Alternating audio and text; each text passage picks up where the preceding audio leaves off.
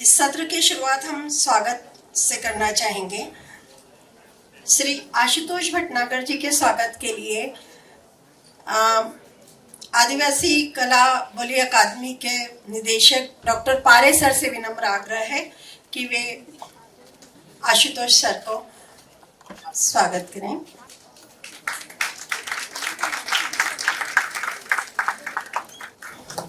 धन्यवाद सर।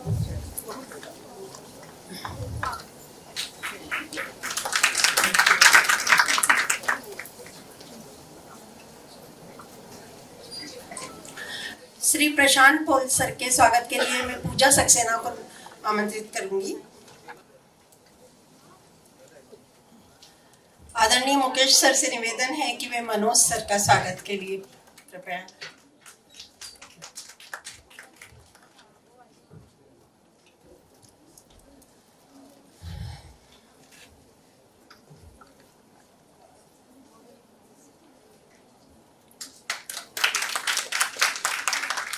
धन्यवाद sir.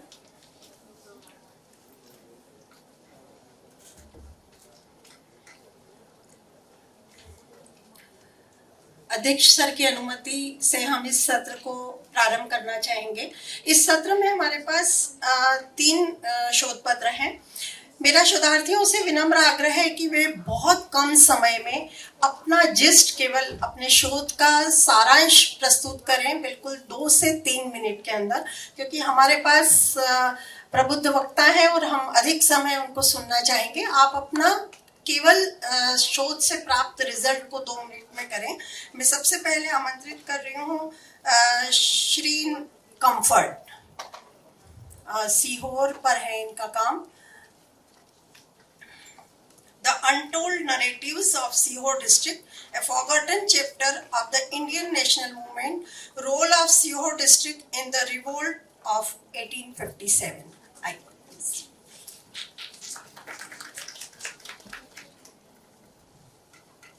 Good afternoon to one and all. My name is Shireen Comfort and I am pursuing PhD under the guidance and support of Dr. Mamta Chansauria. The title of my paper is The Untold Narrative of Seehor District, a Forgotten Chapter in the Indian National Movement. Seehor, which was a British station in central India within the state of Bhopal. It is a headquarter of the political agent for Bhopal and a military cantonment. For many years, it was a headquarter of Bhopal contingent raised in 1918, which was in 1903 incorporated in Indian Army. It is an important center of trade.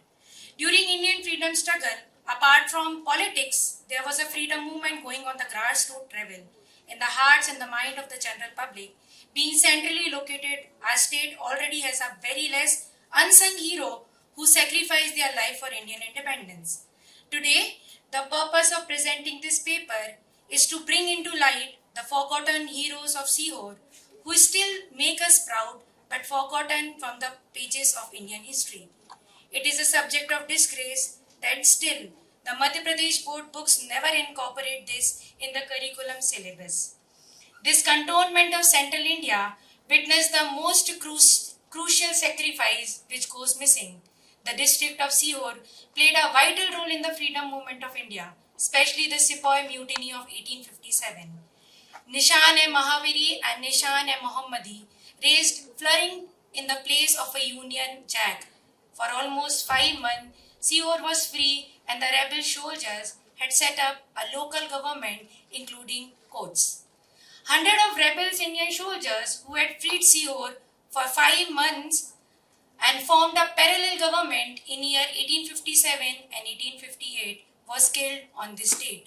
The Sipahi Bahadur Sarkar has set up the court and a council, completely replacing the Company Bahadur led by Risaldar Wali Shah. The soldiers captured the town and brought down the Union Jack. I want to bring into light Union Jack is a flag of British government colonized in Seehor. Apart from Shah, others who led the attack include Kodh Havaldar Mahavir, Arif Shah and Ramji Lal. This short phase of independence from the British clutches ended when the Sir Hugh Ross and Robert Hamilton crushed the uprising by putting 344 patriots to the gallows and gunning down 149 Indian military men who worked under British India Company. The neem tree in Sainik Chhavni ground is said to mark the spot where 149 of 356 rebel sepoy of Bhopal forces, a joint force raised by Bhopal Nawabs and British, were killed by the Britishers on January 14, 1858.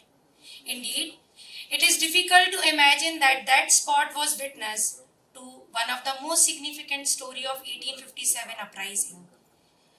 A unique aspect of Sihor mutiny is that the sepoy rebelled against Bhopal Begums and British has set up the parallel government. Yet, this story remains forgotten. By keeping this in mind, almost after 7 decades, I am extremely happy to share this year, when our entire nation is celebrating the 75 years of Amrit Mahotsav, Madhya Pradesh government recognized the sacrifice of the rebel soldiers massacred in the first mutiny at Sihor, Saida Khedi, on January 14, 1858. And at this plate, the Chief Minister of Madhya Pradesh built a memorial to remember them at Chandmari Maidan near Saida Khedi. Saida Khedi in Sihor is a home district of our Chief Minister. Yet, it took almost 16 years to build a memorial for a forgotten hero. There must be an utmost need for building of memorial to showcase the courage of a brave heart. At present, the martyred memorial of national status is India Gate.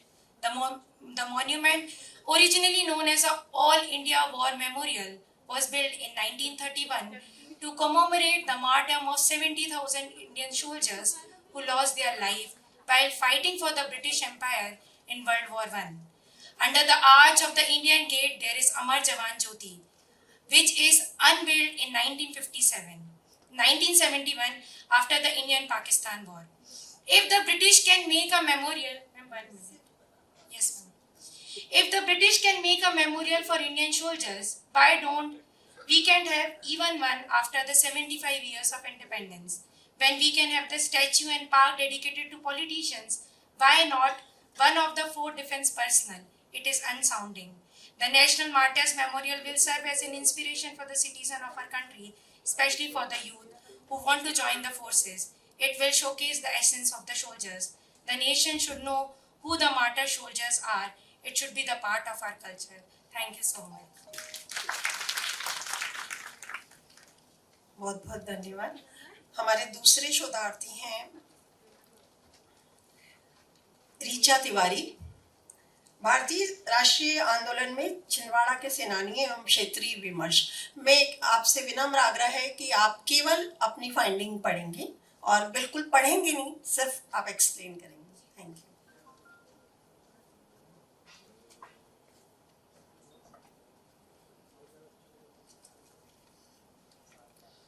आदरणीय मंच, मेरा विषय है भारतीय राष्ट्रीय आंदोलन में छिंदवाड़ा के सेनानी एक क्षेत्रीय विमर्श। आपकी जानकारी के लिए बताऊं, छिंदवाड़ा बहुत ही पिछड़ा इलाका है और आदिवासी बाहुल्य क्षेत्र है। जंगल झाड़ियों से घिरा हुआ यह क्षेत्र है।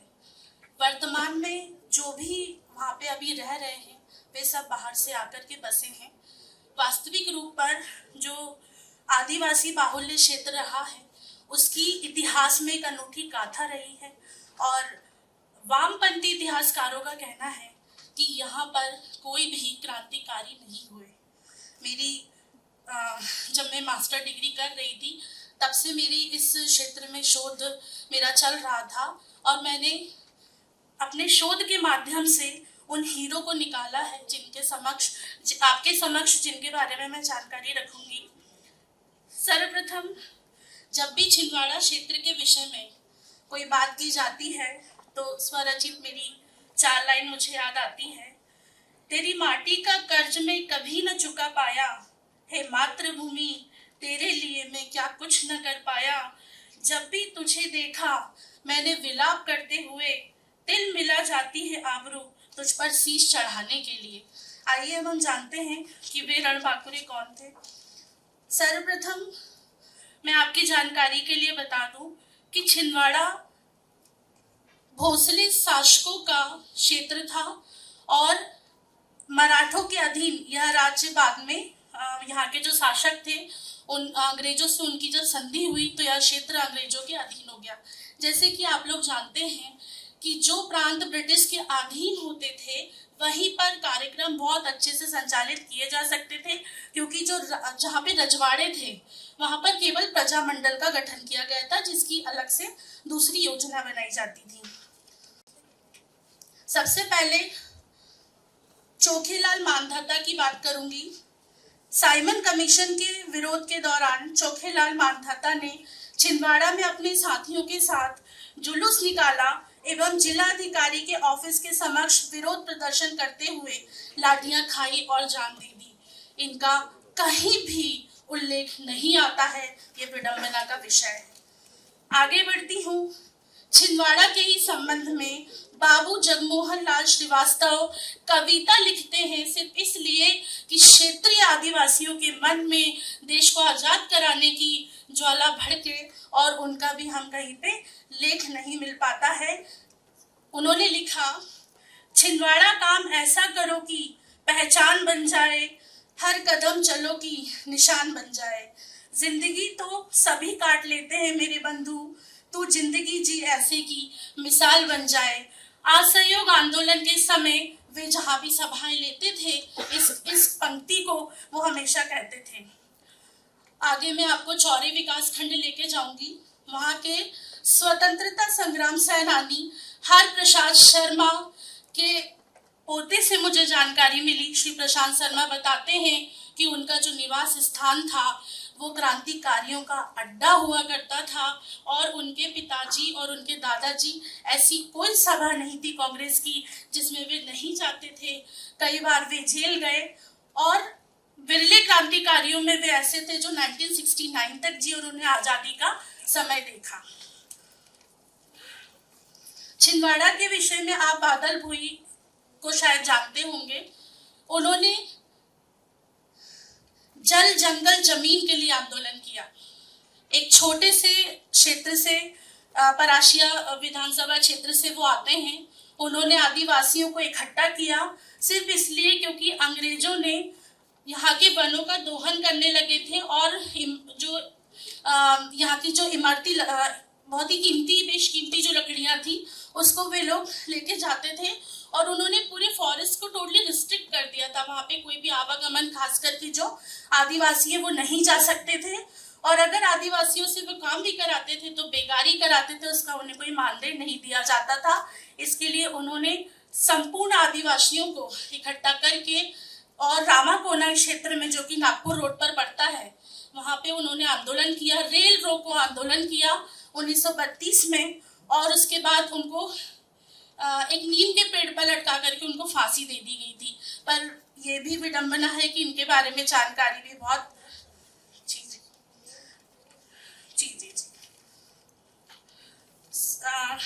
अंतिम शब्द कहते हुए कि हम आजादी का अमृत महोत्सव मना रहे हैं, इसके लिए आप लोग को बहुत बहुत साधुवाद, बहुत बहुत शुभकामनाएं। क्योंकि जब 100वां वर्ष होगा तो बहुत कम ही ऐसे लोग होंगे शायद जो उस उत्सव को मना पाएंगे, तो क्यों ना हम आज ही मनाएं। मैं बस लाइन से आपको उन रणबांकुरों के नाम इस मंच से कहना चाहती हूँ। स्वतंत्रता संग्राम सेनानियों में चैनशाह जागीरदार सोनपुर, ठाकुर राजव शाह जागीरदार प्रतापगढ़, महावीर सिंह जागीरदार हर्राकोटा, बादल भाई पगारा, स्वामी रामानंद अमरवाड़ा, राजाराम शुक्ल, अकबर रहमान छिंदवाड़ा, नाथू लक्ष्मण गोसाई नाथू, वामन राव पटेल, वानोड़ा सरस्वती विश्वनाथ और ऐसे बहुत से रणबांकुर हैं जो 200 मेरे पास है। समय बहुत कम है और इसलिए मैं आपको सभी के नाम तो नहीं बता पाऊंगी, पर आगे अगर आपको इसकी जानकारी चाहिए तो आप मुझसे संपर्क कर सकते हैं। धन्यवाद। बहुत बहुत धन्यवाद। हमारे बीच एक शोधार्थी और हैं डॉक्टर अनिल प्रकाश श्रीवास्तव। अगर बिल्कुल संक्षिप्त में आप प्लीज अपनी बात रखें। चरण पादुका हत्याकांड बुंदेलखंड, बिल्कुल इससे परिचित आप केवल करा दें क्योंकि हमें अपने वक्ताओं को सुनना है।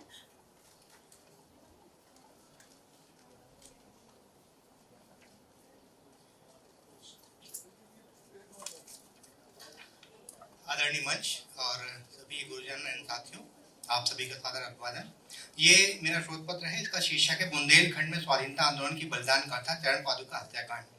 ये बेसिकली जब महात्मा गांधी ने अपना सविनय अवज्ञा आंदोलन शुरू किया था उस समय की बात है। तो ये छतरपुर का उल्लेख है और चरण पादुका नाम के पीछे ऐसी मान्यता है कि प्राचीन काल में वनवास के समय श्री राम छतरपुर के इस स्थान पर आए थे, जो उनके चरण के चिन्ह वहां पर रखे गए थे, इसलिए वो चरण पादुका कहलाता है। और उस समय छतरपुर में चरण पादुका जो है इसलिए भी चर्चित रहा क्योंकि वहाँ की जो जनता थी वो स्थानीय रियासत के राजाओं के अधिक करों के कारण काफी परेशान थी। उस समय काफी कर उनसे लिए जाते थे और गांधी जी ने जब सविनय अवज्ञा आंदोलन में करबंदी को शामिल किया तो यहाँ के लोगों ने भी इसमें भाग लेने की कोशिश की और स्थानीय रियासतों के प्रति अपने आक्रोश को व्यक्त किया जो ब्रिटिश सरकार के संरक्षण में काम कर रहे थे। इस आंदोलन में विशेष रूप से राम साहब तिवारी ने महत्वपूर्ण भूमिका अदा की थी और ये इसलिए भी महत्वपूर्ण है कि कई सभाएं इसमें जनता ने की थी जिसमें राम साहब तिवारी, लल्लू लाल आदि शामिल थे। और ऐसी एक सभा को ब्रिटिश सरकार के जो कर्नल फिशर थे उन्होंने चारों ओर से घेर लिया था चरण पादुका स्थान पर और जनता पर गोलियां चलाई थी, जिस प्रकार से जलियांवाला बाग हत्याकांड में नृशंस कार्यवाही की गई थी। इसीलिए इसको छतरपुर का या बुंदेलखंड का जलियांवाला बाग हत्याकांड भी कहा जाता है। और ये एक विस्तृत अध्याय है निश्चित रूप से, और हालांकि यहाँ पर एक बलिदान स्थल बनाया गया है और हजारों की संख्या में लोग इसमें मारे गए थे, लेकिन केवल 6 जो शहीद थे उन्हीं को ब्रिटिश सरकार ने अपने गजेटियर में शामिल किया। और भारत सरकार ने यहाँ पर एक बलिदान स्थल भी बनाया है, लेकिन ये काफी दुख की बात है कि अभी भी ये हमारे पाठ्यक्रमों में नहीं आ पाया है। अब जरूर शामिल हुआ है, लेकिन जब हम इतिहास पढ़ते थे तब इसके बारे में बिल्कुल भी हमें जानकारी नहीं थी। जब मैंने इस पर कार्य किया, इस पर पढ़ा, तब मुझे जानकारी हुई। सागर से प्रोफेसर बी.के. श्रीवास्तव ने इस पर अच्छा काम किया है और जिसकी सहायता से मैंने अपना शोध पत्र तैयार किया। धन्यवाद। बहुत बहुत धन्यवाद संक्षिप्त में इतनी महत्वपूर्ण जानकारी देने के लिए। अब हमारे बीच हमारे प्रथम वक्ता प्रखर चिंतक श्री आशुतोष भटनागर जी हैं, जो निदेशक जम्मू कश्मीर अध्ययन केंद्र के हैं। मैं ज्यादा वक्त ना लेते हुए आपको आमंत्रित करूंगी। आदरणीय आशुतोष भटनागर जी।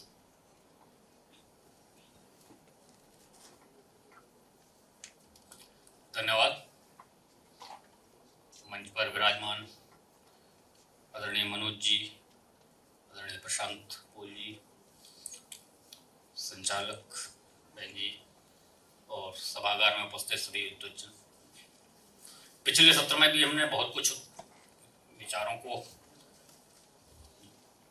झंकृत करने वाला उद्बोधन सुना। बहुत सारे पक्ष हमारे मन में कुछ प्रश्न जगा गए और कुछ प्रश्नों के उत्तर मिल गए, और इसलिए उसी क्रम को हम सबने पिछले दिनों देखा होगा। आदरणीय प्रशांत पोल जी की पुस्तकों का एक सेट हम में से बहुतों को मिला होगा देखने को। वो अंतिम 15 दिन स्वतंत्रता के पूर्व के 1 से 15 अगस्त उसका घटनाक्रम का उन्होंने पूरा लेखन किया। खोजपूर्ण शोधपरक प्रस्तुति है और इसलिए जो उनके विश्लेषण है हम सब उससे संक्षेप में परिचित हैं, लेकिन आज विस्तार से जानने का अवसर हमारे पास है, इसलिए मैं उनके बीच और आपके बीच में बहुत देर नहीं रुकूंगा, क्योंकि वो एक ऐसा पक्ष है जिसकी जानकारी बहुत कम हमारे मन में है। आज़ादी का एक उल्लास, सेलिब्रेशन, 14 की शाम को क्या हो रहा था उसको भुलाकर 15 की सुबह की कहानियां, ये सब चला है। और उससे पीछे का जो परिदृश्य था वो प्रशांत जी ने रखा है। तो एक जो शायद कुछ आवरण के पीछे का पक्ष है वो प्रशांत जी के वक्तव्य में हमें मिलेगा, और इसलिए मैं भी आप उनको सुनना चाहता हूँ। आप सब भी मुझे लगता है उसके लिए उत्सुक होंगे। स्वतंत्रता का कोई आजादी का अमृत महोत्सव कह रहा है, कोई स्वतंत्रता क्या कह रहा है। स्वाधीनता से स्वतंत्रता तक की यात्रा का भी एक टर्म आई है सामने।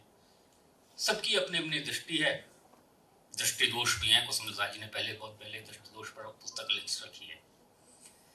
तो इस दृष्टि और दृष्टि दोष के बीच का जो भी संवाद है और आगे होगा, उस सब में एक और पड़ाव, एक और कदम आज का ये आयोजन है। इसलिए इसका हिस्सा बनने में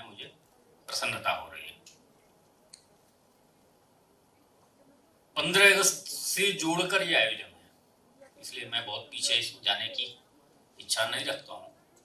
और जो मेरी समझ बनती है इसका, इस आयोजन का, जो भी आप जिसको जैसे लेना है वैसा ले, लेकिन जो 15 अगस्त 1947 के 75 वर्ष हम आज मनाने चले हैं, इसका संबंध खिलजी, तुगलक, मुगल इन सब से प्रायः नहीं है।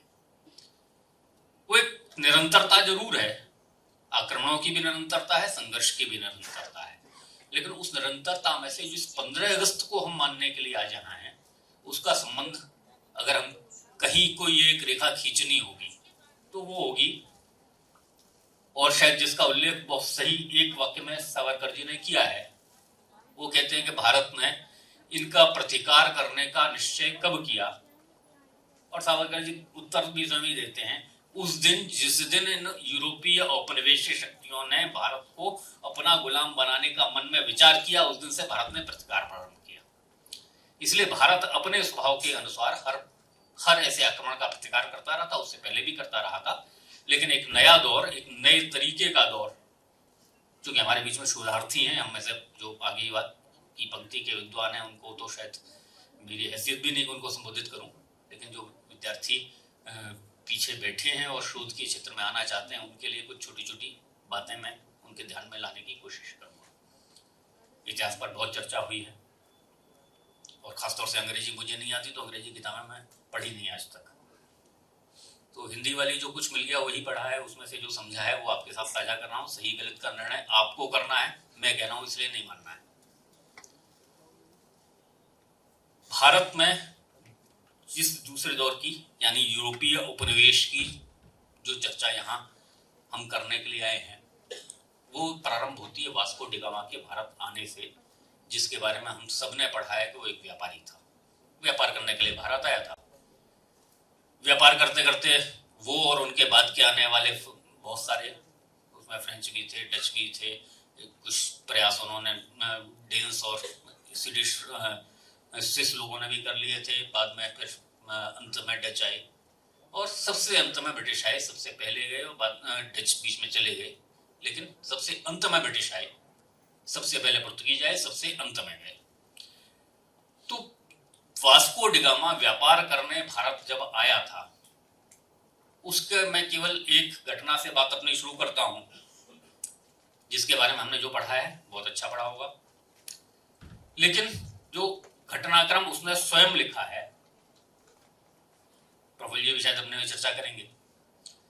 वो भारत आया था व्यापार करने के लिए, कालीकट के तट पर पहुंचा, उसने भारत की खोज की। ये हालांकि उसकी समस्या थी, उसे भारत नहीं मालूम था, इसलिए उसको खोज करनी थी। हमें तो मालूम था भारत क्या है, हमें पुर्तगाल भी मालूम था क्या है, इसलिए हम वहां जाते थे, व्यापार करते थे, पूरे यूरोप में हम अपना व्यापार करते थे, दुनिया की जीडीपी का एक बड़ा हिस्सा हम रखते थे उस समय भी, जब वो खोजने की सोच रहा था। इसलिए खोजना उसकी समस्या थी, हमारी नहीं थी। व्यापार करने चला, जो उसके यहाँ के सबसे बहुमूल्य उपहार थे अपने राजा की ओर से कालीकट के राजा को देने के लिए आया। कालीकट पहुंचा, वहां पर उसने राजा के सामने उपस्थित होकर उपहार दिए। एक राजा की ओर से दूसरे राजा को उपहार थे, तो पुर्तगाल के राजा ने क्या भेजा था? 4 चीजें उपहार में भेजी थी।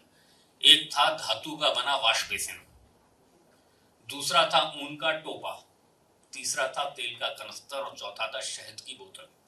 ये 4 उपहार लेकर, अपने बहुमूल्य उपहार लेकर अपने देश से, अपने राजा की ओर से ये आया था, जिसका खरीदने वाला इस धरती पे कोई नहीं था, क्योंकि उस समय भी हम स्वर्ण मुद्रा में व्यापार करते थे। वो यहां से बदले में मसाले और बाकी चीजें ले जाना चाहता था। उसके पास 16,000 मामूलक माने मिस्र की मुद्रा, चांदी की, ये लेकर आया था, जो यहां चलती नहीं थी, स्वर्ण मुद्रा में व्यापार होता था। अब हम उस ऐसे व्यापारी का इतिहास से, यूरोपीय इतिहास को समझने की कोशिश करते रहे हैं पिछले दशकों में, जिसके पास बेचने के लिए शहद की बोतलें और उनके टोपे थे, जो जिसका कोई खरीदने वाला नहीं था, यानी उसके पास बेचने के लिए कुछ नहीं था और खरीदने के लिए उसके पास पैसे नहीं थे। तो एक ऐसे व्यापारी के इतिहास से ये पूरा कहानी शुरू होती है, जिसके पास खरीदने के लिए पैसे नहीं और बेचने के लिए सामान नहीं, लेकिन उसके पास राजज्ञा का पत्र था भारत को गुलाम बनाने के लिए। लिए, उपनिवेश स्थापित करने के लिए, और उसके लिए जितनी हिंसा करनी हो उसके लिए एडवांस में उसे अवैधानता है कितनी भी हिंसा करो। हमने क्या किया? क्योंकि हम इस उत्तर भारत में हमारे पास पुर्तगालियों का सामना करने का हमें मौका नहीं मिला, इसलिए उनके अत्याचार कैसे थे ये भी हमने जानने की कोशिश नहीं की, और भारत ने प्रतिकार कैसे किया ये भी हमने नहीं जाना।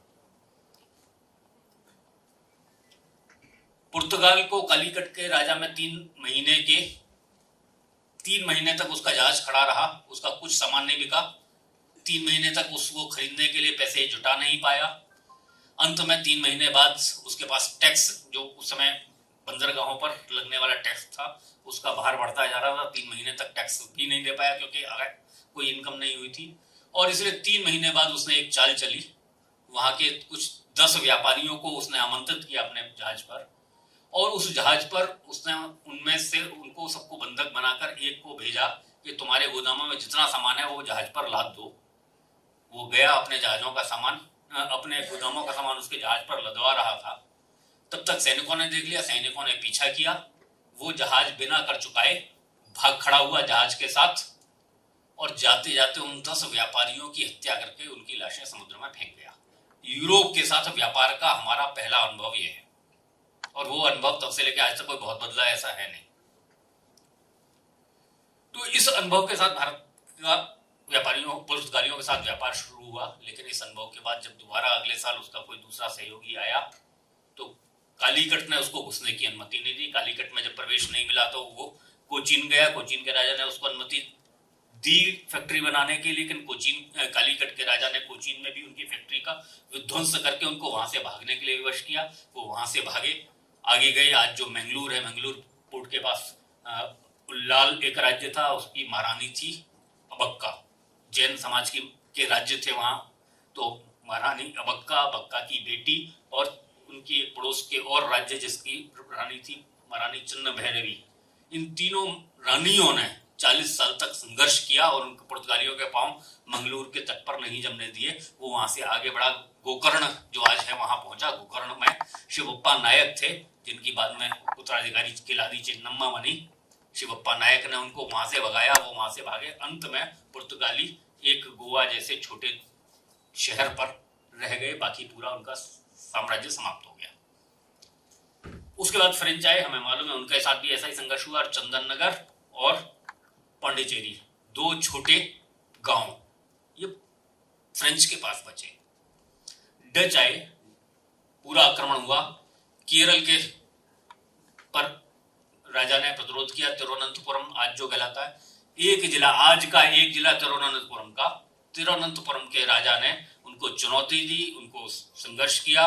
समुद्र के अंदर युद्ध हुआ, और आप कल्पना कीजिए कि पूरे विश्व माने उस समय की जो परिस्थिति है, और आज कल्पना कीजिए कि आज का तिरुवनंतपुरम जिले का राजा ने उस डचों के युद्ध के लिए मिस्र से सहायता मंगाई और वेनिस से सहायता मंगाई, और तीनों की सहायता से तिरुवनंतपुरम के राजा के नेतृत्व में जो युद्ध लड़ा गया मार्तंड वर्मा के, सारे डचों को समाप्त किया गया। केवल उनका एक सेनापति बचा जिसने आत्मसमर्पण किया, जीवित रहा, और उसको अभयदान दिया गया। उसने भारत की नौसेना को आधुनिक बनाने में भी योगदान दिया। अगले 30 साल वो यहाँ रहे।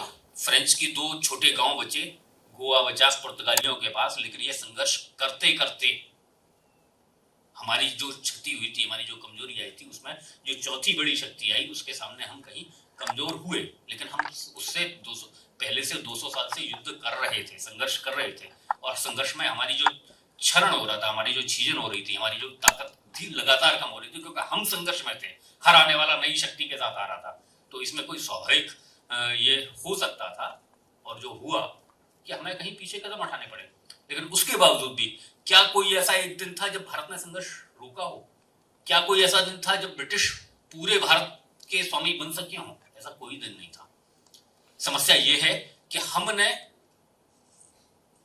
जिन लेखकों के विचार पढ़ के अपनी धारणा बनाई, और स्वतंत्रता के बाद जिनको हमने चलाए रखा, उनके आधार पर हमारी समझ, भारत की समझ हमारी वो है जो हमें किसी और ने बताई है। और इसलिए किसी और की बताई पहचान के आधार पर हम जब अपना मूल्यांकन करते हैं तो हम अपने आप को शर्मिंदा ही महसूस करते हैं, क्योंकि उसका काम नहीं था कि हमारा गौरव जागृत करे, और हमने अपना गौरव को स्वतंत्रता के बाद भुलाया। और इसलिए इन पक्षों को सामने रखकर, अगर 75 वर्ष का होना नहीं होना, आजाद थे, गुलाम थे, अधूरे थे, पूरे थे, ये बहस एक अलग बहस है जिस पर भी लंबी चर्चा की जा सकती है, लेकिन उसके लिए ये सत्र नहीं है। सत्र इस बात का है कि आज जिस परिस्थिति में हम खड़े हैं, एक राष्ट्र के नाते आने वाले वर्षों में जिस तरीके की नई पीढ़ी तैयार की जानी है, उस पीढ़ी के लिए हम क्या संदेश दे रहे हैं, क्या विमर्श तैयार कर रहे हैं, और किस पर उसे विश्वास करके आगे बढ़ना है। संयोग है कि ये अवसर आया, और इस अवसर का लाभ उठाते हुए देश के ज्ञात और अज्ञात, हालांकि सही शब्द मुझे लगता है नहीं है, क्योंकि अज्ञात है तो हम कैसे ढूंढेंगे उन्हें, लेकिन ज्ञात और अल्पज्ञात, नोन, लेसर नोन, ऐसे सभी लोग जिन्होंने इस पूरे संघर्ष में अपना योगदान किया है, उनको स्मरण करने का, कृतज्ञता ज्ञापन का ये अवसर है। और इसी को ध्यान में रखकर हमें अपनी बात कहनी होगी, अपने विमर्श को नए सिरे से खंगालना होगा। यात्रा 1498 वास्को ड गामा के आने के बाद से लेकर 1947 उसका एक पड़ाव है। यात्रा पूरी 1947 को नहीं हो गई, पराधीन थे, अपना शासन आया, लेकिन अपने शासन के साथ अपना तंत्र नहीं आया। तंत्र आज भी किसी और का है, और उसके लिए प्रयास किए जाने बाद होते हैं, हमें करने होंगे। बहुत सारे दुनिया के देश हमारे बारे में रुचि तब भी लेते थे, आज भी लेते थे। तब उनकी कुछ और धारणाएं थी, आज हमारे प्रति कुछ और धारणाएं हैं। समय बदला है। एक समय था जब दुनिया भर में अलग थलग थे, हम गुटनिरपेक्ष आंदोलन चलाया करते थे, लेकिन उसको भी कोई नहीं पूछता था। आज परिस्थितियां बदली हैं। आज हमारा सुबह वर्णन किया है बहुत कुछ, इसलिए दोहराने की जरूरत नहीं, लेकिन आज हम विश्व में एक सर उठाकर खड़े होने की स्थिति में आए हैं, और इन्हीं परिस्थितियों में से निकले। और मैं तो यहां तक कहना चाहता हूं कि उस समय भी जो बेस्ट ब्रिलियंट लोग थे 40-50 के दशक में, वो तो अमेरिका और रूस की सेवा करने चले गए थे। जो दूसरी और तीसरी लाइन के हम जैसे लोग जो कहीं के नहीं थे, उन लोगों ने देश को यहां पर लाकर खड़ा किया है।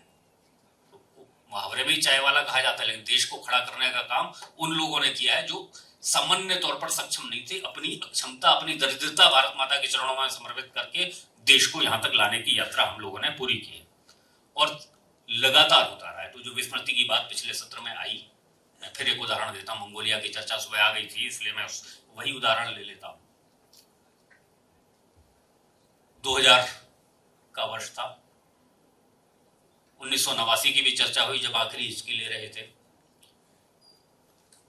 चाइना में भी उसी समय तियाननमेन स्क्वायर हुआ था, और उस समय जो ऐसे देश थे जो साम्यवादी देश थे, उन देशों में भी फिर से एक नई लहर आई थी और स्वतंत्रता की इच्छा जागृत हुई थी। मंगोलिया भी वैसा ही देश था, और मंगोलिया में भी वैसी इच्छा जागृत हुई थी जब वहां के लोगों ने, वहां के नौजवानों ने मंगोलिया को फिर से अपनी पुरानी जड़ों में के साथ तराशने की शुरुआत की थी। तो जो तियाननमेन में दृश्य बना था, वो मंगोलिया में भी बना। मंगोलिया में भी एक चौक पर लोग इकट्ठा हो गए लाखों की संख्या में, और उन्होंने वैसा ही तियाननमेन जैसा चित्र रच दिया और सब कुछ ठप कर दिया। चीन का उदाहरण मंगोलिया के शासकों के पास भी था, उनके पास भी वही, हर साम्यवादी शासक के पास वही रास्ता, उनके पास भी वही रास्ता था। और ऐसे समय में भारत से एक प्रतिनिधि वहां जाता है राजदूत बनकर। ये अटल बिहारी वाजपेयी का प्रधानमंत्री काल था। उससे पहले इंद्र कुमार गुजराल इसको तय करके गए थे, लेकिन उसको पिछली सरकार ने किया, इसलिए सब कुछ बदल देना नहीं। पिछली सरकार ने जाते जाते तय किया था कि कुशोक बकला रंपोचे को वहां का राजदूत बनाकर भेजा जाए, और उस सरकार ने, अटल जी ने उसको कंटिन्यू किया कि आपको जाना चाहिए। रिम्पोचे वहां गए मंगोलिया में राजदूत बनकर। वो खुद लाल वस्त्र पहनने वाले भिक्षु अवतार थे, लामा थे। वहां पर राजदूत बनकर गए, लद्दाख के रहने वाले थे, और उन्होंने वहां रहते हुए, चूंकि उनका जीवन स्वयं एक सन्यासी जैसा था, वैसे ही रहना था उनको, और वहां वर्षों पहले हमें मालूम है कि जब पूरी दुनिया में कम्युनिज्म आया तो मंगोलिया में भी आ गया था। मंगोलिया में जब शासन कम्युनिज्म का आया उसके बाद दशकों तक वहां पर सारे जो बौद्ध धर्म के प्रक्रियाएं थी, पद्धतियां थी, पूजा पद्धतियां थी, सब पर प्रतिबंध था। वहां के मठ नष्ट कर दिए गए थे, वहां के लोगों को अपनी पूजा पद्धति का पालन करने से रोक दिया गया था। और ऐसी विपरीत परिस्थिति में कुशोक बकुला रिम्पोचे वहां पहुंचते हैं मंगोलिया। कुछ लोग हैं जिनको स्मरण है कि मेरे दादाजी या उनके भी दादाजी कभी कुछ पद्धतियां पालन करा करते थे बौद्ध धर्म की। वो उनसे कभी कभी मिलने आते हैं, सार्वजनिक जीवन में मिले, और ऐसे ही किसी एक व्यक्ति ने उनको आमंत्रित किया कि आप मेरे घर आइए भोजन पर। वो उसके घर भोजन पर गए, और जब भोजन पर गए तो उसने कहा कि मेरे घर में 200 साल पुराना बौद्ध धर्म से जुड़ी कुछ स्मृतियां बाकी हैं, आप देखना चाहेंगे क्या? उनका देखते, तो उनका नीचे गोदाम में छिपा कर रखी हुई है मैंने तहखाने में, क्योंकि सामने तो रख नहीं सकते। तो उनको अंधेरे तहखाने में लेकर गया, उसने दिखाया कि ये थंका है। थंका हम सब जानते होंगे, यहाँ भी है थंका उसने कहीं छिपा कर रखा हुआ, तो उसने कहा थंका है, 200 साल पुराना है। उन्होंने थंका देखा कुशोक बकुला ने, उनको थोड़ा अजीब लगा। उन्होंने कहा इस आमतौर पर जो थंके बनाए जाते हैं उसमें भगवान बुद्ध की चित्र बीच में होता है, उसके चारों तरफ अरहतों के चित्र होते हैं। यहाँ बीच में भगवान बुद्ध का चित्र नहीं था, वो सबसे ऊपर था एक सर्किल में, और बीच में किसी और का चित्र था। तो उन्होंने कहा कि ये थंका तो अजीब है, इसमें भगवान बुद्ध नहीं है बीच में, ये कौन है? उन्होंने कहा ये कुशोक बकुला है। कुशोक बकुला तो मैं हूँ। बोले हाँ बस आप तो कुशोक बकुला का है, ये मैं मालूम है। उन्होंने कहा ये कुशोक बकुला मंगोलिया के थंका में कैसे आ गया? तो उसने कहा कि बहुत पहले, 200 साल पहले, कोई बौद्ध संत बैठे थे अपने शिष्यों के साथ। ऐसे ही उन्होंने देखा क्षितिज की तरफ और कहा कि मैं देख रहा हूं कि आने वाले समय में एक लाल आंधी आएगी मंगोलिया पर, सब कुछ नष्ट हो जाएगा, ना धर्म बचेगा, ना लामा बचेंगे, ना भिक्षु बचेंगे, ना अपनी पद्धतियां बचेंगी, सब खत्म हो जाएगा। तो उनके शिष्य डर गए, ऐसा हो जाएगा फिर क्या होगा? तो उन्होंने कहा बचेगा कुछ नहीं, लेकिन जब शिष्यों ने कहा कि हो फिर कैसे निकलेंगे, तो उन्होंने कहा कि फिर बाद में बहुत दिनों तक तो ये तुम्हें करना पड़ेगा, झेलना पड़ेगा, लेकिन एक दिन कोई भारत से कुशोक बकुला आएगा जो तुम्हारी रक्षा करेगा, तुम्हें फिर से अपनी पहचान कराएगा। और तब से वहां के थंका में कुशोक बकुला का चित्र मध्य में और भगवान बुद्ध का ऊपर चलता था। और बाद में जब कम्युनिज्म आया तो सब गोदामों में छिपा दिया गया। अब ये कुशोक बकुला यहाँ से गई, और कुछ ही समय बाद वहां पर ये त्यानानमेन जैसी घटना शुरू हो गई। लोग चौराहे पर बैठ गए, सब कुछ जाम हो गया। पूरी दुनिया की मीडिया थी, मैंने ये पुराने इतिहास में नहीं ले जा रहा हूँ, ये 2000 की बात कर रहा हूँ। पूरे दुनिया से मीडिया उस समय तक लाइव टेलीकास्ट शुरू हो गए थे, पूरी दुनिया से मीडिया इकट्ठा थी वहां पर। एक दिन वहां के प्रशासन ने जब महीने से अधिक हो गया तो ये तय कर लिया कि आज तो इनको पूरी तरह एक्शन लेना है। और तोपें उन्होंने, जैसा चीन में हुआ था वैसी तोपें उन्होंने उनके चारों ओर लगा दी। और तोपों से जब घेर दिया गया तो इन लोगों को, आंदोलनकारियों को भी लगा कि अब तो आज अंतिम दिन है, जो चीन में हुआ था वो यहाँ होने जा रहा है। तो उनमें से कुछ को लगा कि कुशोक बकुला है तो उनसे आशीर्वाद भी ले आते हैं। 4-5 लोग आए कुशोक बकुला से आशीर्वाद लेने के लिए। कुशोक बकुला ने कहा कि भाई मैं तो राजदूत हूँ, डिप्लोमेटिक पोजीशन में हूँ, मैं आशीर्वाद नहीं दे सकता तुम्हारे आंदोलन को। तो जो कुछ भी वार्तालाप हुआ, लेकिन अंततः उन्होंने कहा कि भाई मेरी अपनी एक डिप्लोमेटिक पोजीशन है, संत लामा हूँ अलग बात है, लेकिन जिस पोजीशन में मैं उसमें आपको कोई आशीर्वाद दे नहीं सकता। तो उन्होंने कहा भाई आंदोलन को नहीं दे सकते, हमें तो दे सकते हैं, व्यक्तिगत रूप से आप दे दीजिए। तो वो एक धागा बांधते हैं, हम सबने देखा होगा, तो धागे जैसे यहाँ कलावा बांधते हैं। उन्होंने कहा ठीक है बांध देता हूँ मैं, तुम्हारा व्यक्तिगत, तुम्हारे लिए आशीर्वाद, तुम्हारी शुभकामना। तो उन्होंने उनके लिए बांध दिया। उन्होंने कहा मेरे परिवार के भी कुछ लोग हैं तो आप उन्हें भी दे दीजिए, आज के बाद तो पता नहीं क्या होने जा रहा है। तो उनके पास ये व्यक्तिगत जो उनके पीए थे, हम प्रफुल्ल जी भी मिले हैं, मैं भी मिला हूँ, उनकी बताई पूरा दृश्य है। तो उन्होंने पूरा बंडल जो उनके पास रखा था उन कलावा का, वो उठाकर उनको दे दिया लोग, और वो लेकर उसको आए और जहां आंदोलन चल रहा था चौक पर, वहां पर उन्होंने बांटना शुरू कर दिया उसको। और ये मीडिया में खबर चल गई कि कुशोक बकुला ने आंदोलन को आशीर्वाद दे दिया है। और इसके बाद वहां का जो तानाशाही सैनिक शासन था कम्युनिस्ट, उसने अपनी इमरजेंसी मीटिंग बुलाई कि अब तो आंदोलन को कुशोक बकुला का आशीर्वाद मिल गया है, अब क्या करें, ये तो विचित्र स्थिति आ गई है और टैंक तो लगा चुके हैं, अब क्या होगा। और एक लंबी मीटिंग के बाद उस साम्यवादी तानाशाही सैनिक शासन ने यह निर्णय लिया कि अब तो केशव बकुला का आशीर्वाद मिल गया, अब कुछ नहीं हो सकता। इसलिए टैंक हटाकर उन्होंने जनता के सामने सरेंडर कर दिया उस सरकार ने और कहा कि जो चाहते हो वो कर लो। और उस दिन बौद्ध देश घोषित हुआ, लोकतंत्र घोषित हुआ। वहां की राजभाषा हिंदी है, तब से वहां के सारे फिर से मठ फिर से प्रारंभ हुए। उन सब मठों के शिक्षक यहाँ बनारस आकर पढ़कर गए हैं, इसलिए हजारों लोग वहां हिंदी बोलने वाले हैं। पिछली बार जब हमने समारोह किया, एक बड़ा समारोह दिल्ली में किया था, तो अकेला मंगोलिया का राजदूत था जो हिंदी में बोला, बाकी हमारे सारे अतिथि अंग्रेजी में बोले। मंगोलिया के लिए, वहां के धर्म के लिए, वहां के जीवन शैली को फिर से पुनर्जीवन देने के लिए भारत ने जो किया है, जो सम्मान की चर्चा हो रही थी, वो भारत के उस योगदान का सम्मान है। और इसलिए भारत ने दुनिया में जहां जहां ऐसा योगदान दिया है उसको इतिहास का हिस्सा बनना चाहिए। ये इस सत्र का विषय। इतिहास के इन सारे पहलुओं को मैं बहुत पीछे नहीं जा रहा हूं, लेकिन स्वतंत्रता आंदोलन की जहां बात करें तो स्वतंत्रता आंदोलन में ऐसे बहुत सारे क्षण हैं जिनको याद किया जाना चाहिए। बहुत हमारे तीनों मित्रों ने जिन्होंने अभी पेपर पढ़ा, उन्होंने वो नाम लिए जिनकी शायद देश में किसी को जानकारी नहीं है, बहुत कम, अल्पज्ञात जिसको मैं कह रहा हूं, वो आना चाहिए। बहुत सारी चीजें ऐसे एक संगठन, एक दल, एक ऐसी बातें सुबह से हो रही हैं, उसका एक और आयाम है जिसकी चर्चा होनी चाहिए। जिस राजनीतिक दल की बात कर रहे हैं, 1885 से इतिहास चला आ रहा है, ठीक है, उसके जो पक्ष हमने सुबह की चर्चा में किए या हम दैनिक जीवन में करते हैं, उसके अलावा एक और पक्ष को मैं ध्यान दिलाना चाहता हूं, उसके योगदान को भी उन्हें याद दिलाना पड़ेगा। उसका योगदान है भारत के स्वतंत्रता आंदोलन में, लेकिन वो किसी कारण से उसको याद नहीं करते। छोटे छोटे दो उदाहरण, कनकलता बरुआ, आसाम की 17 साल की लड़की है। Congress committee, Indian national Congress जो 1885 वाली कांग्रेस कमेटी की आसाम यूनिट, 42 का आंदोलन चल रहा है, गांधी जी सबसे बड़े नेता हैं देश के और दुनिया के। उस गांधी जी के नेतृत्व में जो आंदोलन चल रहा है, उसमें आसाम की कांग्रेस कमेटी अपील करती है एक मृत्यु वाहिनी बनाने की, जो अपील करती है कि जो अपना जीवन बलिदान करना चाहता है वो इसका सदस्य बने।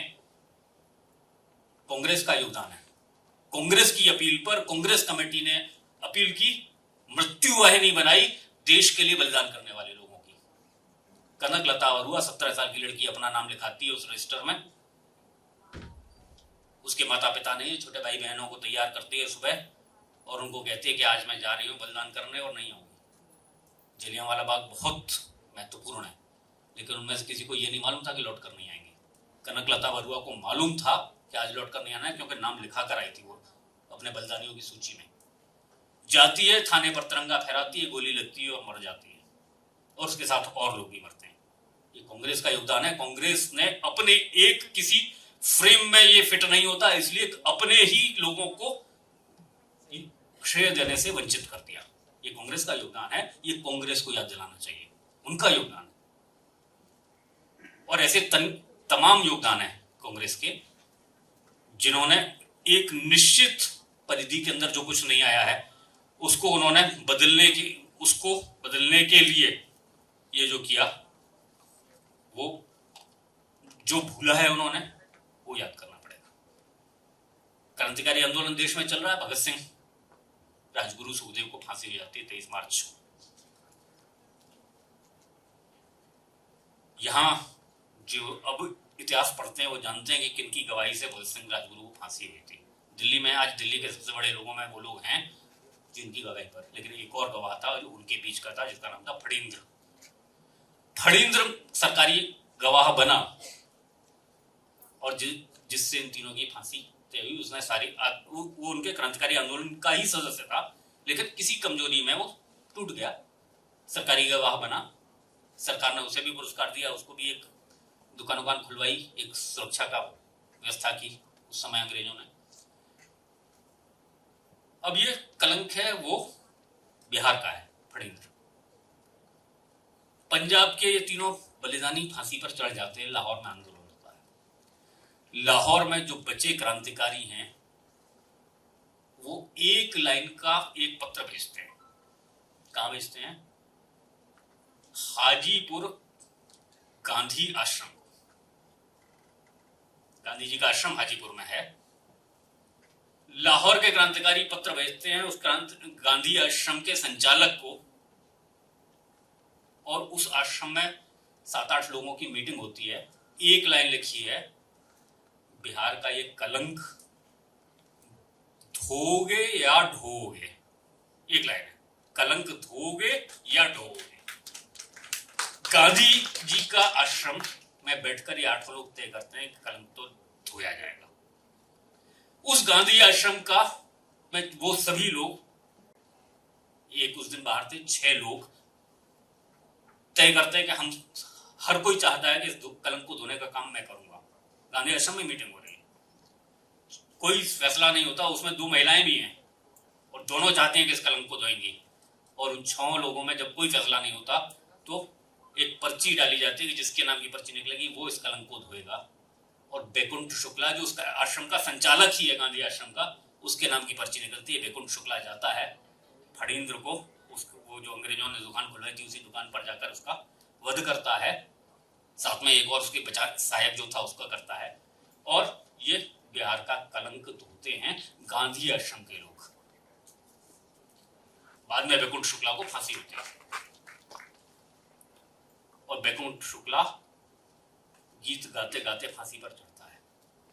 उसकी पत्नी मिलने नहीं जाती, माफी भी नहीं मांगती उसके लिए, उसकी पत्नी मिलने नहीं जाती और केवल ये कहती है कि अभी क्या, फिर मिलना है हमें, तो बार बार मिलेंगे, हर जीवन में मिलेंगे और यही करेंगे जब तक भारत स्वतंत्र नहीं होता है। तो ये करने वाले, ये भी इतिहास के हिस्से हैं। किसी एक विमर्श को स्थापित करने के लिए इन बलिदानों को, इन योगदानों को जिन्होंने पीछे कर दिया है, उनको स्मरण भी कराना है और उन अल्पज्ञात लोगों को, उन कथाओं को, उनको इतिहास का हिस्सा बनाने की जरूरत है। 70 के दशक में बहुत बड़ा एक परिवर्तन आया था। चंबल के भीड़ों में जो बागी थे उन्होंने आत्मसमर्पण कर दिया था, लेकिन ये पहली बार नहीं था, ये दूसरी बार था। उससे पहले राम प्रसाद बिस्मिल के गुरु गेंदालाल दीक्षित ने 5000 बागियों को सशस्त्र, उनके हथियारों समेत सेना बनाई थी। जो और 1915 में जो रास बिहारी बोस और जो सब आंदोलन करने के लिए भारत में योजना बना रहे थे, 5000 सशस्त्र बागियों को सेना में बदल दिया भारत की क्रांति आंदोलन की। ये हुआ है। केदार दीक्षित का नाम शायद ही कम लोगों ने सुना होगा, लेकिन रामप्रसाद बिस्मिल को क्रांतिकारी उन्होंने बनाया। काकोरी से पहले, काकोरी जैसी दर्जनों घटनाएं, ये चूंकि 5000 लोगों की सेना को मेंटेन करना था, उनके लिए हथियार खरीदने थे, इसलिए दर्जनों घटनाएं काकोरी से पहले काकोरी जैसी हुई हैं, तब जाकर ये हुआ है। लेकिन इसी में और बहुत सारी चीजें हो सकती है। रामप्रसाद बिस्मिल, जयदेव कपूर को मैं व्यक्तिगत रूप से मिला, जयदेव कपूर ने बताया रामप्रसाद बिस्मिल को फांसी हो गई। उनका शव को लेकर उनकी बाहर यात्रा चली, तो उनकी माँ और उनका छोटा भाई आ गया और उनकी शव को पता नहीं क्यों, लेकिन वो जयदेव कपूर बताते थे कि ऐसे दीवार के सारे, घर की दीवार के सारे खड़ा कर दिया और उनकी माँ और भाई को देखने के लिए एक जगह रोककर माँ ने छोटे भाई, रामप्रसाद बिस्मिल के छोटे भाई का हाथ जयदेव कपूर के हाथ में दिया और कहा कि इसको भी उस रास्ते पर ले जाओ जिस पर राम गया है, अपने दूसरे बेटे को। चाफेकर बंधु 3 भाई थे, तीनों को फांसी हो गई और फांसी पूना में हुई है और विवेकानंद उस दिन लाहौर में है। लाहौर के समाचार पत्र में विवेकानंद खबर पढ़ते हैं कि चाफेकर को फांसी हो गई। वहां से वो भगिनी निवेदिता को भेजते हैं कि चाफेकर की मां को सांत्वना देकर आओ, और उसके बाद चाफेकर की मां को सांत्वना देकर आओ और उनको कहना कि जब स्वतंत्र भारत होगा तो चाफेकर बंधुओं की सोने की प्रतिमाएं लगेंगी। विवेकानंद का संदेश है।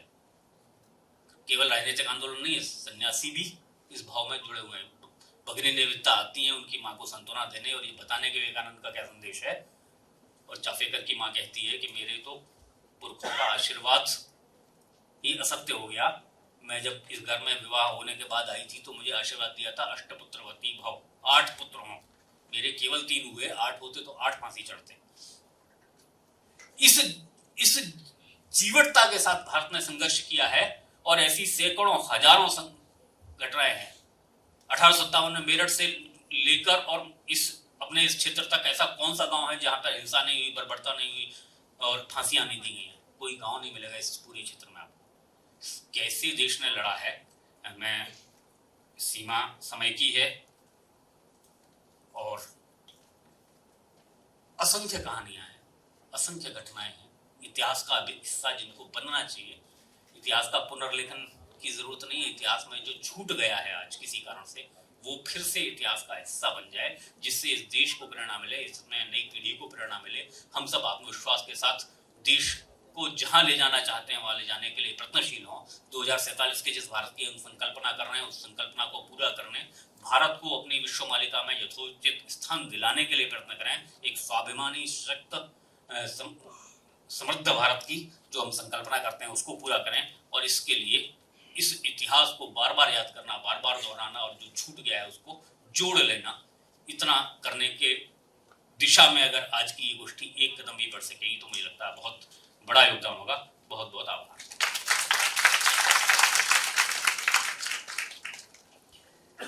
बहुत बहुत धन्यवाद सर।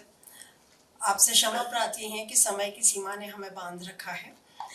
अगले वक्ता के और आपके बीच में ज़्यादा वक्त ना लेते हुए मैं सादर आमंत्रित करूंगी श्री प्रशांत पॉल जी को। हम उनसे वे 15 दिन सुनने के लिए उत्सुक हैं। आदरणीय प्रशांत।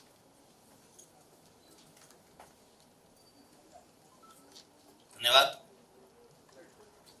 आज के इस सत्र के अध्यक्ष जो उच्च प्रशासनिक अधिकारी जब थे तब भी और बाद में भी इतना ज्यादा वाचन और लेखन करने वाले कोई व्यक्ति को मैंने देखा नहीं। हमेशा अध्ययनरत ऐसे माननीय मनोज श्रीवास्तव जी, अभी जिनका आपने एक बहुत अच्छा और प्रेरक ऐसा उद्बोधन सुना, संशोधन ही जिनके जीवन का एक प्रकार से लक्ष्य है, ध्येय है, ऐसे माननीय आशुतोष जी, डॉक्टर अल्पना जी और मेरे सामने बैठे हुए सभी अत्यंत सुधी श्रोता और उसी के साथ साथ अत्यंत विद्वज्जन सभी को मेरा प्रणाम। विषय तो वे 15 दिन नहीं है, तो इसलिए वे 15 दिन पर तो मैं नहीं बोल रहा हूं।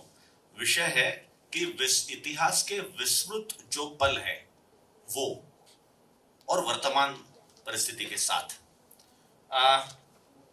हमारा जो स्वतंत्रता का इतिहास है पूरा, या स्वतंत्रता हमें जो मिली, मुझे याद है शायद स्कूल में पढ़ते थे जब स्वतंत्रता के 25 वर्ष पूर्ण हुए थे तो मिठाई बटी थी, कुछ गाने, उसकी स्पर्धाएं, ऐसे सब कुछ हुआ था। उस समय भी मुझे याद है और उसके बाद भी मुझे याद है। दे दी हमें आजादी बिना खटक बिना ढाल, यही मन मस्तिष्क में इतना अंदर तक बैठ गया है कि सारी पीढ़ी को लगता है, पीढ़ियों को लगता है कि तश्तरी में हमें स्वतंत्रता मिल गई है और इसलिए स्वतंत्रता का जो महत्व होना चाहिए वह मिल नहीं पाता और इसलिए जो स्व के भाव का जागरण होना चाहिए वो जागरण हुआ नहीं। और जब पिछले 5, 7, 8 सालों से होने लगा तो देश ने चमत्कार देख लिया। ये हमारा स्वतंत्रता आंदोलन, ये हमारे स्व के जागरण का आंदोलन था। यही विमर्श सामने नहीं आया, बाकी सब आ गया। और इसीलिए जब हम देखते हैं कि हमारे स्वतंत्रता संग्राम में जो भी मैंने मेरे बचपन में पढ़ा, मेरे बच्चों ने बचपन में पढ़ा, उन कहीं पे भी, जैसे अभी आशुतोष जी ने कहा, अबक्का का नाम नहीं सुना। मुझे नहीं लगता हम आप में से भी किसी ने पाठ्य पुस्तकों में अबक्का का नाम सुना होगा। उसका नाम इसलिए महत्व का है कि जब पोर्तुगीज आए थे, जैसे आपने बताया, मैं उसमें पूरा नहीं जाता हूं, उल्लाल की रानी है वो, और पोर्तुगीज लोग पूरा कोस्टल बेल्ट अपने हथियाना चाहते थे। गोवा के साथ साथ मंगलोर में थे, उल्लाल सिर्फ उनको नहीं मिल रहा था, रानी संघर्ष कर रही थी।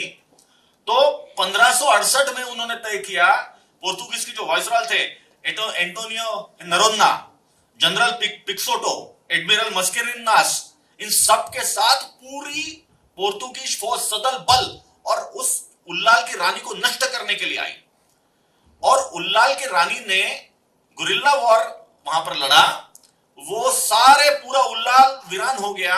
रानी अपने चुनिंदा सैनिकों के साथ मस्जिद में जाकर छिप गई, और जब सारे लोग आए, रानी जैन थी जैसा आपने बताया, लेकिन उसने आदेश दिया कि ये बार बार जो अपने को ऊपर आक्रमण हो रहा है, अब इसको छोड़ दो, सबको काट डालो, मार डालो।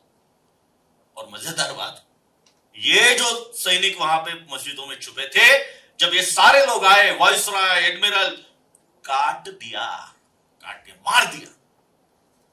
100 किलोमीटर आगे तक उल्लाल की रानी उनका पीछा करते हुए गई।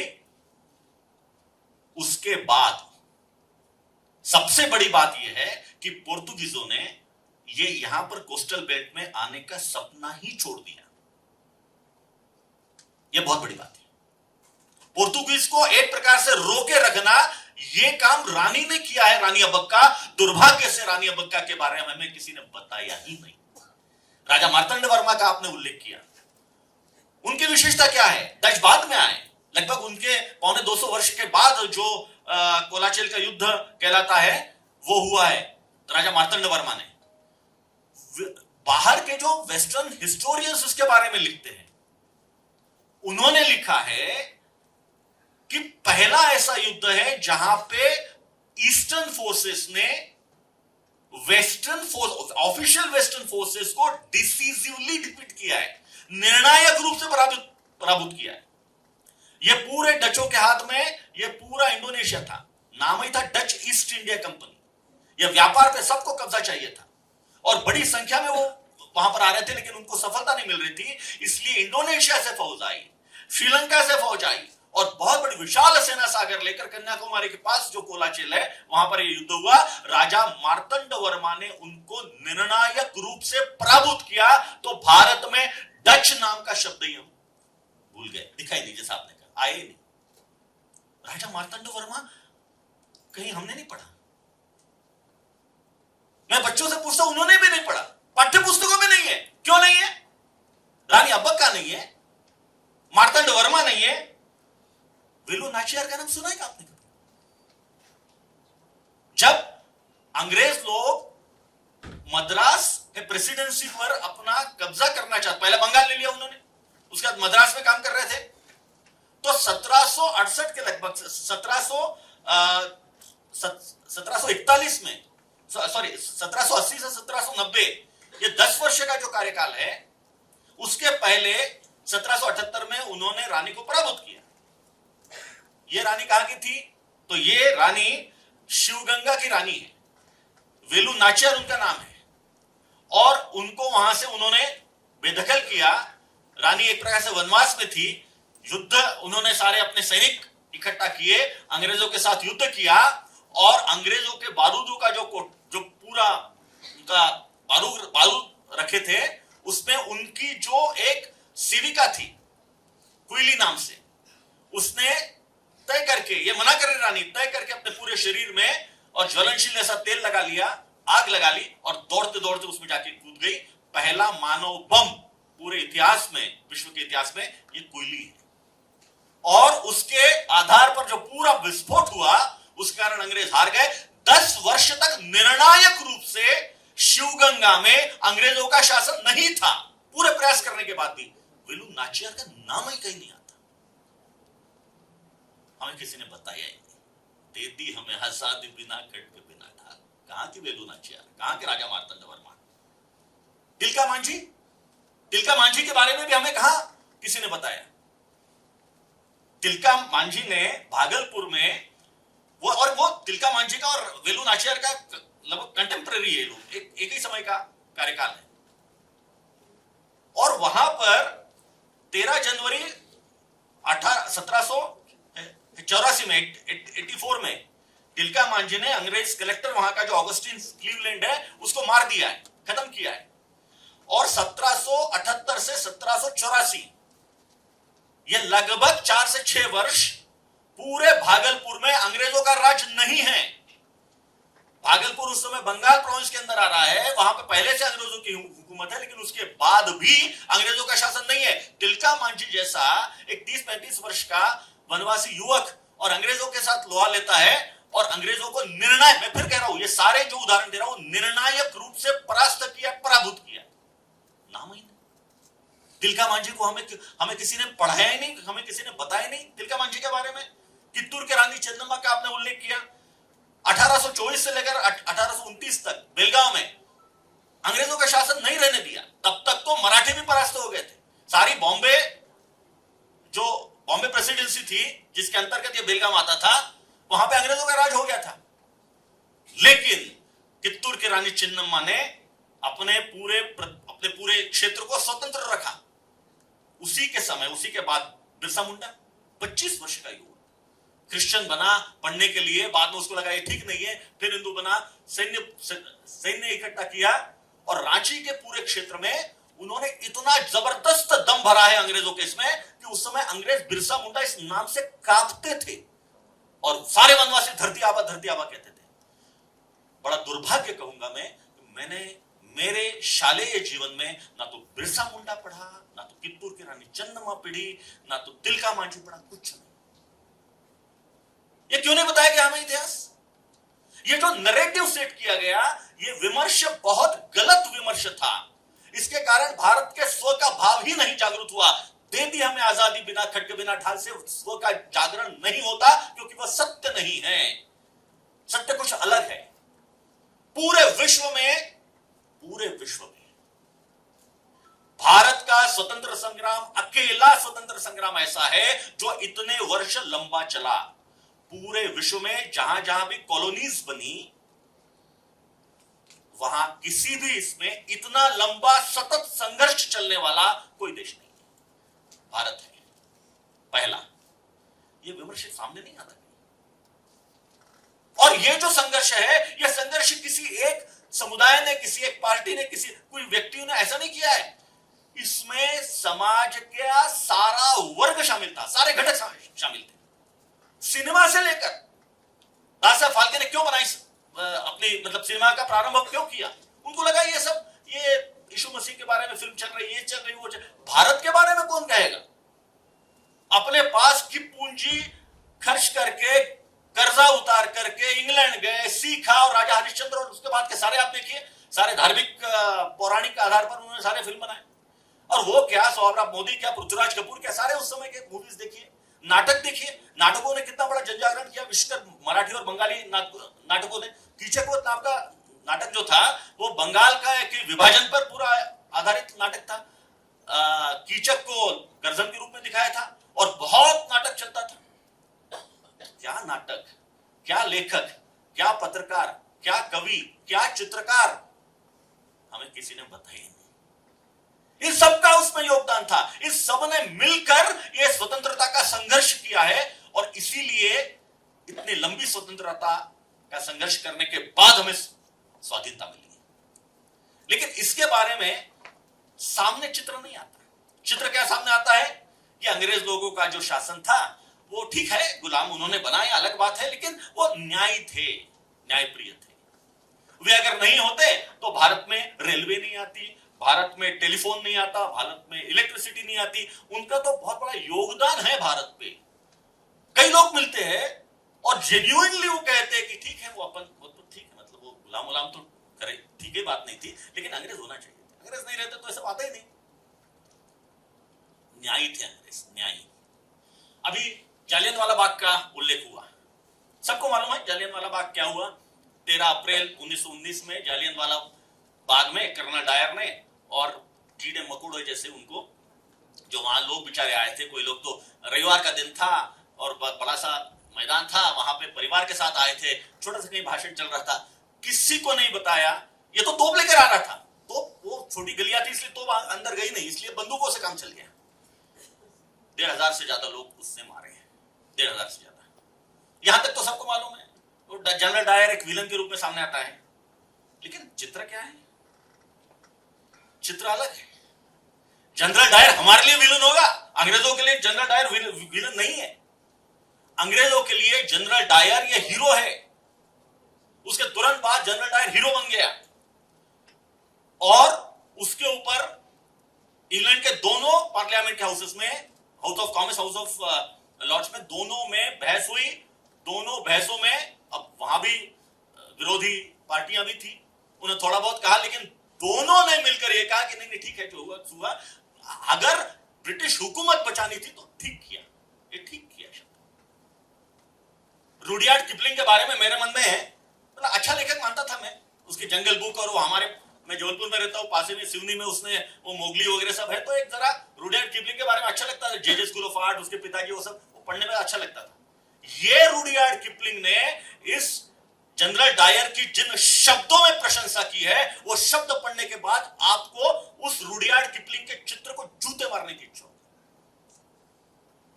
वो कहता है, मतलब भारत के नागरिक निरोह, जो निरीह, निरपराध, निर्दोष लोगों को कीड़े मकोड़े जैसे मारा, उस मारने का वो उन शब्दों में समर्थन कर रहा है और कह रहा है कि ब्रिटिश हुकूमत बचानी है तो ऐसा ही करना चाहिए। ये रुडयार्ड किपलिंग है, ये ब्रिटिशर्स, इनको न्याय कहते हैं, न्याय कहते हैं। भारत में जो फेमाइन जिसको कहते हैं, जिसको अकाल, सूखा कहते हैं, वो सूखा अंग्रेजों का शासन आने के तुरंत बाद एक आया है। मतलब 1757 की प्लासी का युद्ध, उसके बाद बक्सर का युद्ध, और उस समय लगभग सारे बंगाल के प्रेसिडेंसी पर उनका हुकूमत आ गई। तो बंगाल मतलब उस समय का बंगाल मतलब बांग्लादेश था, पश्चिम बंगाल था, बिहार का कुछ हिस्सा था, उड़ीसा का वगैरह वगैरह, बड़ा था काफी। अमेरिकन एक लेखक है माइक डेविस। माइक डेविस ने एक अच्छी पुस्तक लिखी है, उसमें उन्होंने पूरे भारत में अलग अलग प्रकार से कैसे सूखे और अकाल पड़े उसका पूरा वर्णन दिया है। वो कहते हैं कि 2000 वर्षों में, मतलब अंग्रेज आने के पहले 2000 वर्षों में पूरे भारत में जो बड़े अकाल पड़े उनकी संख्या 17 बड़े अकाल, और अंग्रेज आने के बाद उसने 1770 से 1890 इतना ही अवधि लिया है। 1770 से 1890, 120 वर्ष, और 120 वर्षों में 31 बड़े अकाल है, 31 बड़े अकाल। अब कोई कहेगा अकाल तो क्या ईश्वर की ये है? कोई ईश्वर की नहीं। इन्होंने अकाल की परिस्थिति निर्माण की, और जहां अकाल जैसी परिस्थिति होती थी वहां पर उस समय प्रजा को मदद करनी चाहिए, उन्होंने उल्टा किया, मदद तो बिल्कुल नहीं की। जो अनाज था, जैसा आपने बताया, अनाज इन्होंने, इसके पहले जैसा बताया गया था, वो अनाज उन्होंने जहाजों में भर भर कर और बाहर भेजा। इतना ही क्यों, 1939 में जब वर्ल्ड वॉर चल रहा था, उस समय भी हंगेरी और वहां पे जो इनके सैनिक लड़ रहे थे, उसके लिए बंगाल का अनाज गया है, जबकि उस समय बंगाल में अकाल पड़ा है। जो पहला अकाल बंगाल में पड़ा 1760 के लगभग 59-60 में, उसमें 3 करोड़ पॉपुलेशन है बंगाल की, 1 करोड़ लोग मर गए, 1 करोड़, एक अकेले अकाल में। और ये लोग न्याय शासन, इनका नैरेटिव क्या मतलब है? न्याय शासन। ये कहा गया कि ये रेलरोड इनके कारण आई। मेरी पुस्तक है, पुस्तक में मैंने एक फोटो दिया है। वो फोटो क्या है, तो क्वीन एलिजाबेथ का महाराजा दुलीप को लिखा गया पत्र है। दुलीप मतलब दुलीप ट्रॉफी जिनके ऊपर अपन खेले, दुलीप ट्रॉफी क्रिकेट की, दुलीप सिंह, महाराज दुलीप सिंह ने प्रश्न पूछा होगा, पत्र लिखा होगा। ये 1857 की बात है, पत्र 1858 का है। पूछा होगा कि ये रेल जो बिछा रहे हैं थोड़ा और जल्दी से, तेजी से बिछाई वगैरह, इस प्रकार का कोई पत्र है। उसका उत्तर रानी ने दिया है। उस उत्तर में रानी लिखती है कि हाँ बात ठीक है, रेल रोड शब्द प्रयोग है उसमें, कि थोड़ा विलंब हो रहा है, लेकिन हम उसको जल्दी करने का प्रयास करेंगे, क्योंकि वो विलंब के कारण क्रिश्चियनिटी का प्रचार करने में विलंब हो रहा है। ये रानी के शब्द है, रानी का ऑथेंटिक पत्र है।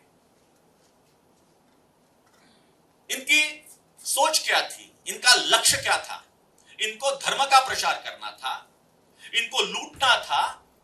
और कितनी लूट हुई, इतना लूटा, जैसा आपने वो उसके बारे में कहा कि बंगाल में जहाज भर भर कर कैसा सोना और किस प्रकार से वो लेकर गए। मतलब जैसे डाकू डाकू लूटते हैं वैसा लूटा, जो वर्णन है कंटेम्परेरी लोगों ने लिखा, डाकुओं को जैसा लूटा है।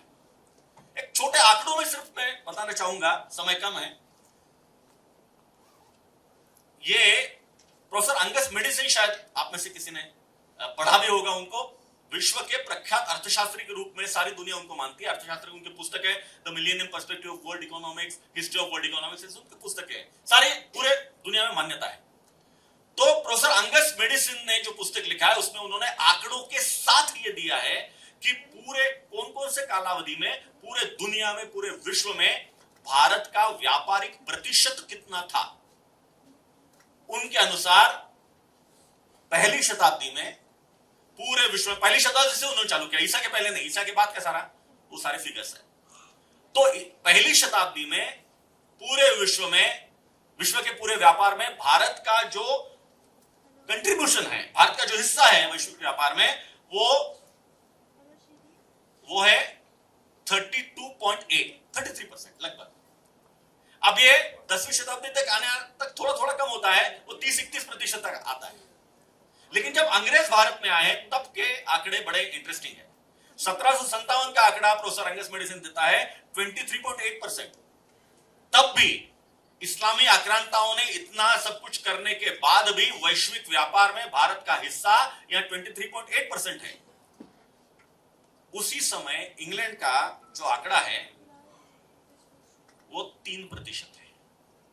देखिए आप, 23.8% भारत का हिस्सा है, इंग्लैंड का 3% है। जब वो भारत में तो 1608 में आए, मैं 1757 का के फिगर दे रहा हूं। 1947 के फिगर है, 1947 में भारत की हिस्सेदारी बच गई है पूरे वैश्विक व्यापार में 3.2%, 3.2%, और इंग्लैंड की 1947 की हो गई है 17.8%। खूब चूसा भारत को, खूब लूटा, और भारत को सिर्फ लूटा नहीं तो भारत की सारी व्यवस्थाएं छिन्न भिन्न की, भारत को बर्बाद कर दिया। एक छोटा सा उदाहरण देकर मैं यहां रुकूंगा, वो उदाहरण है वैक्सीन का। जो इतिहास हमसे छुपाया जाता है वो सारी बातें सामने आती नहीं। आप गूगल करेंगे, आप जनरल नॉलेज में अगर किसी से पूछा तो वैक्सीन की खोज किसने की, एडवर्ड जेनर ने 1796 में, ये उत्तर आता है। एडवर्ड जेनर को ये वैक्सीन की कल्पना कैसे आई, तो उसके बारे में द कॉलोनाइजिंग बॉडी नाम की एक पुस्तक अभी कुछ वर्षों पहले प्रकाशित हुआ। कॉलोनाइजिंग बॉडी, डेविड अर्नॉल्ड का पुस्तक है वो। उसमें उन्होंने बहुत विस्तार से लिखा है, लेकिन उसके पहले भी धर्मपाल जी ने जो अध्ययन किया उसमें भी उसमें की काफी कुछ चीजें आई हैं। डॉक्टर आर कोल्ट का एक पत्र है 1731 का, और डॉक्टर जॉन जेड हार्डवेल का 1767 में, मतलब 1796 में वैक्सीन उसने जेनर ने दी, उसके बहुत पहले की बात है। वो भारत की जो पूरी वैक्सीनेशन की पद्धति वो समझा रहे हैं। वो क्या है बताता हूं। हमारे यहां पर शीतला माता नाम की एक देवी है, आप सभी जानते होंगे, मंदिर होगा, यहां भी भोपाल में भी होगा, शायद जबलपुर में भी है, सब जगह में जहां जाता हूं शीतला माता का मंदिर दिखता है। वो शीतला माता का जो पुराणों में उल्लेख मिलता है वो क्या है, उनके बारे में श्लोक है, वंदेहम शीतलाम देवी रासभस्ताम दिगंबराम मार्जनी कलशोपेताम सुपालंकृत मस्तकाम। अर्थ ये है कि ये जो शीतला माता देवी है ये स्वच्छता की देवी है, इसके हाथ में झाड़ू है, इसके हाथ में सूप है, वो एक गधे पे बैठी है वगैरह वगैरह, स्वच्छता की देवी कुल मिलाकर पुराणों से चलता है। हमारे लोगों ने क्या किया, बहुत इंटरेस्टिंग काम किया, उन्होंने सारे स्वास्थ्य का वो एक इकोसिस्टम बनाई, उसको धर्म के साथ जोड़ दिया, उसको शीतला माता के साथ जोड़ दिया। माता आई ऐसा हम शब्द प्रयोग करते हैं, आप में से कई लोग जानते हो कि माता आई, माता आई, ये माता क्या है, ये वही है। पहले क्या होता था, और ये सब सारे वर्णन में लिखा हुआ है, अंग्रेजों ने लिख के रखा है, उन्होंने डॉक्यूमेंट किया है। क्या लिखा था उन्होंने, तो पहले चैत्र के मास में जिस समय ऐसे ये चेचक के दाने जो आते, चेचक आते हैं, वो सीजन रहता था, एक संधिकाल का जो सीजन रहता है वो वाला, उसमें अलग अलग लोग अलग अलग गांव में जाते थे, कुछ काशी के पंडितों के, कुछ शिष्य, कुछ यहाँ ऐसे सारे लोग जाते थे। ये लोग क्या करते थे, अपने साथ रुई के फाहों में एक ऐसी पेटी रहती थी, उसमें रुई के फाहों में कुछ उनका वो रहता था और वो लेकर जाते थे। वो क्या करते थे, जिस गांव में किसी को अगर चेचक आया है तो चेचक के जो फोड़े होते थे वो फोड़ के उसका मवाद रहता था, वो निकाल करके उसको रुई के फाव में लेते थे। चांदी का पूरा एक छोटा ऐसा रहता था, उसमें वो रुई की फाव और उसमें अच्छे से रख देते थे।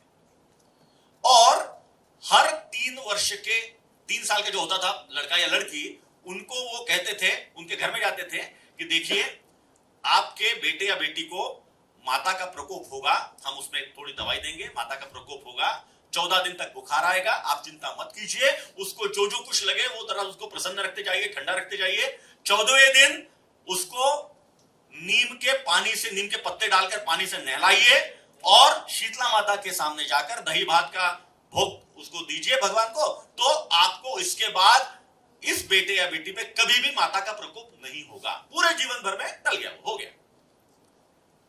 बाद में जो सर्वे है, अंग्रेजों ने दिए हुए सर्वे है, वो कहते हैं जिन जिन को ऐसा वो चेचक का वो उन्होंने वो किया है, लगाया है, उनमें किसी को माता का प्रकोप नहीं आया। और एक इकोसिस्टम बना दिया, उसको शीतला माता के व्रत के साथ जोड़ दिया, तो शीतला का माता का व्रत हो गया। वो क्या करते थे, वो 3 साल के बच्चों को वो थोड़ा कुरेदते थे, उसमें वो जो रुई के फाएं रहती थी उसमें वो लगाते थे, और वो लगा करके फिर उसको बुखार आता था, थोड़े दाने भी आते थे चेचक जैसे, लेकिन बाद में उसको कभी भी वो इम्यूनाइज हो जाता था, उसको चेचक नहीं आता था। उसको अंग्रेजों ने बाद में वेरियोलेशन कहा। और जब यहां पे कुछ प्रकोप बढ़ने लगा तो अंग्रेजों ने यह सिस्टम अपनाना भी चालू की।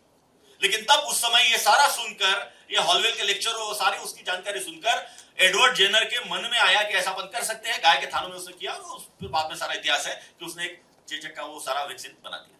वैक्सीन के जनक भारत है, ये खुद वो लोग बोल रहे हैं, हम नहीं बोल रहे हैं, हमें बताए नहीं किसी ने। ये सारा इतिहास हमसे छुपा के रखा, हमारे स्व को तय करके सप्रेस किया गया, दबाया गया, और इसके कारण स्वतंत्रता का, स्वाधीनता का इतिहास तो ठीक से सामने नहीं आया। लेकिन ये सारे जो पक्ष है, जो हमारे उज्जवल पक्ष है, प्रखर हमारे जो ज्ञान परंपरा के ऐसे पक्ष है, वे सारे पक्ष भी इस सब में दब गए, और इन सब के कारण हमारे मन का, स्व का भाव जागृत नहीं हो पाया था।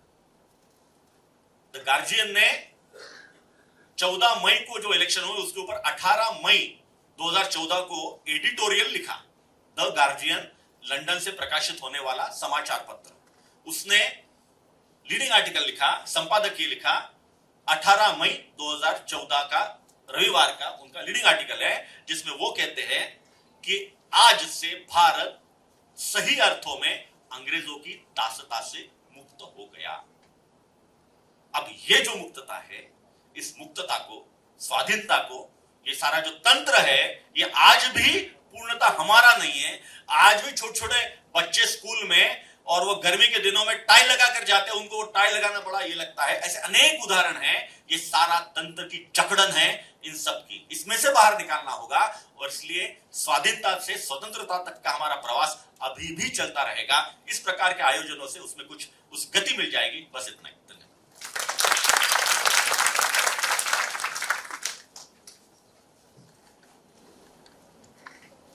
बहुत बहुत धन्यवाद सर, स्व जागृत करने के लिए। इस सत्र के समापन में अध्यक्षीय उद्बोधन हेतु मैं श्री मनोज श्रीवास्तव जी को आमंत्रित करती हूँ। आदरणीय सर।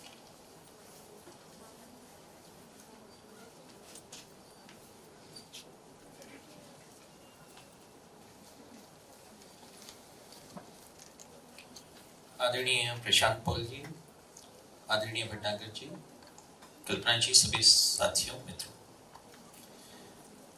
सबसे पहले तो उन 3 बच्चों को जिन्होंने आज पेपर पढ़ा, मैं उसके लिए उनको बधाई दे दूं।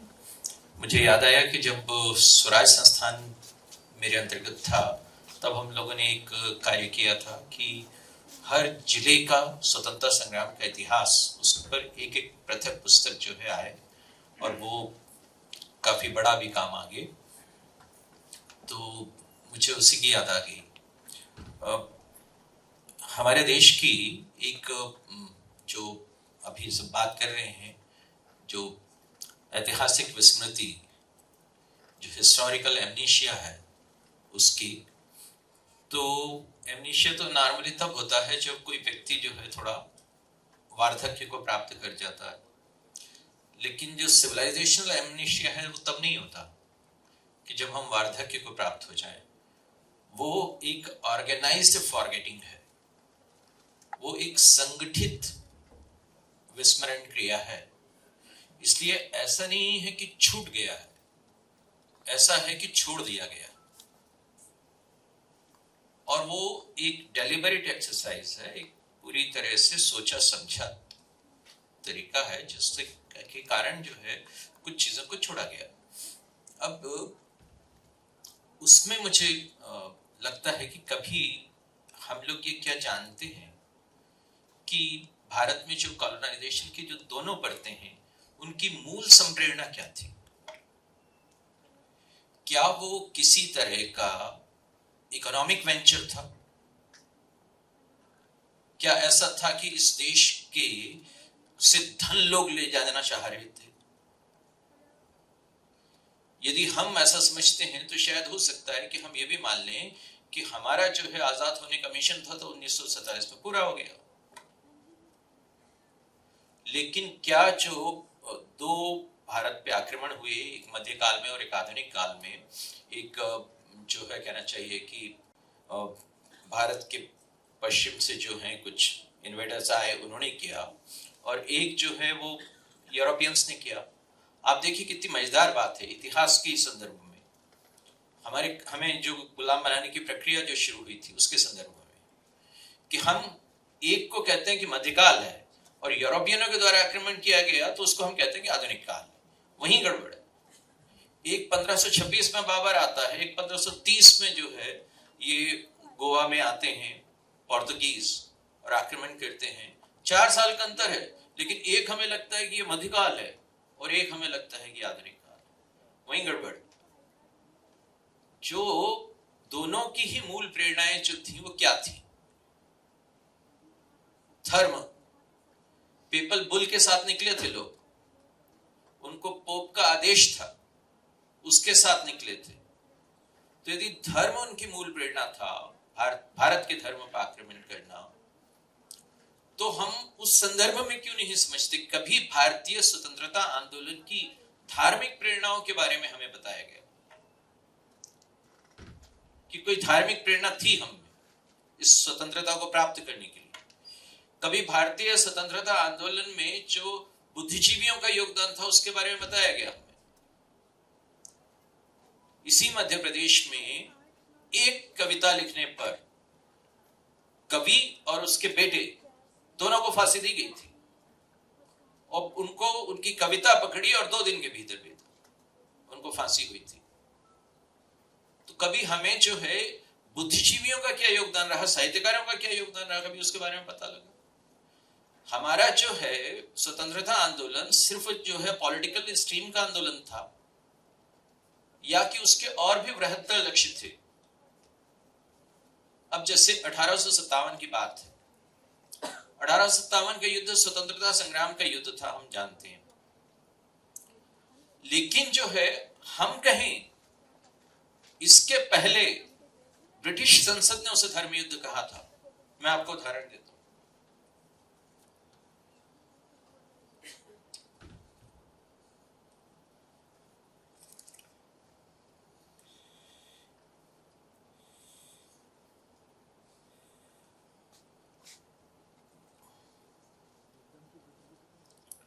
विल्बर फोर्स जो हैं वो संसद में उन्होंने जो कहा था उसके अलावा कहना चाहिए कि स्वयं वहां ब्रिटेन में चर्चों में एक पूरा दिन जो है इस बात के लिए मनाया गया था कि कैसे ये जो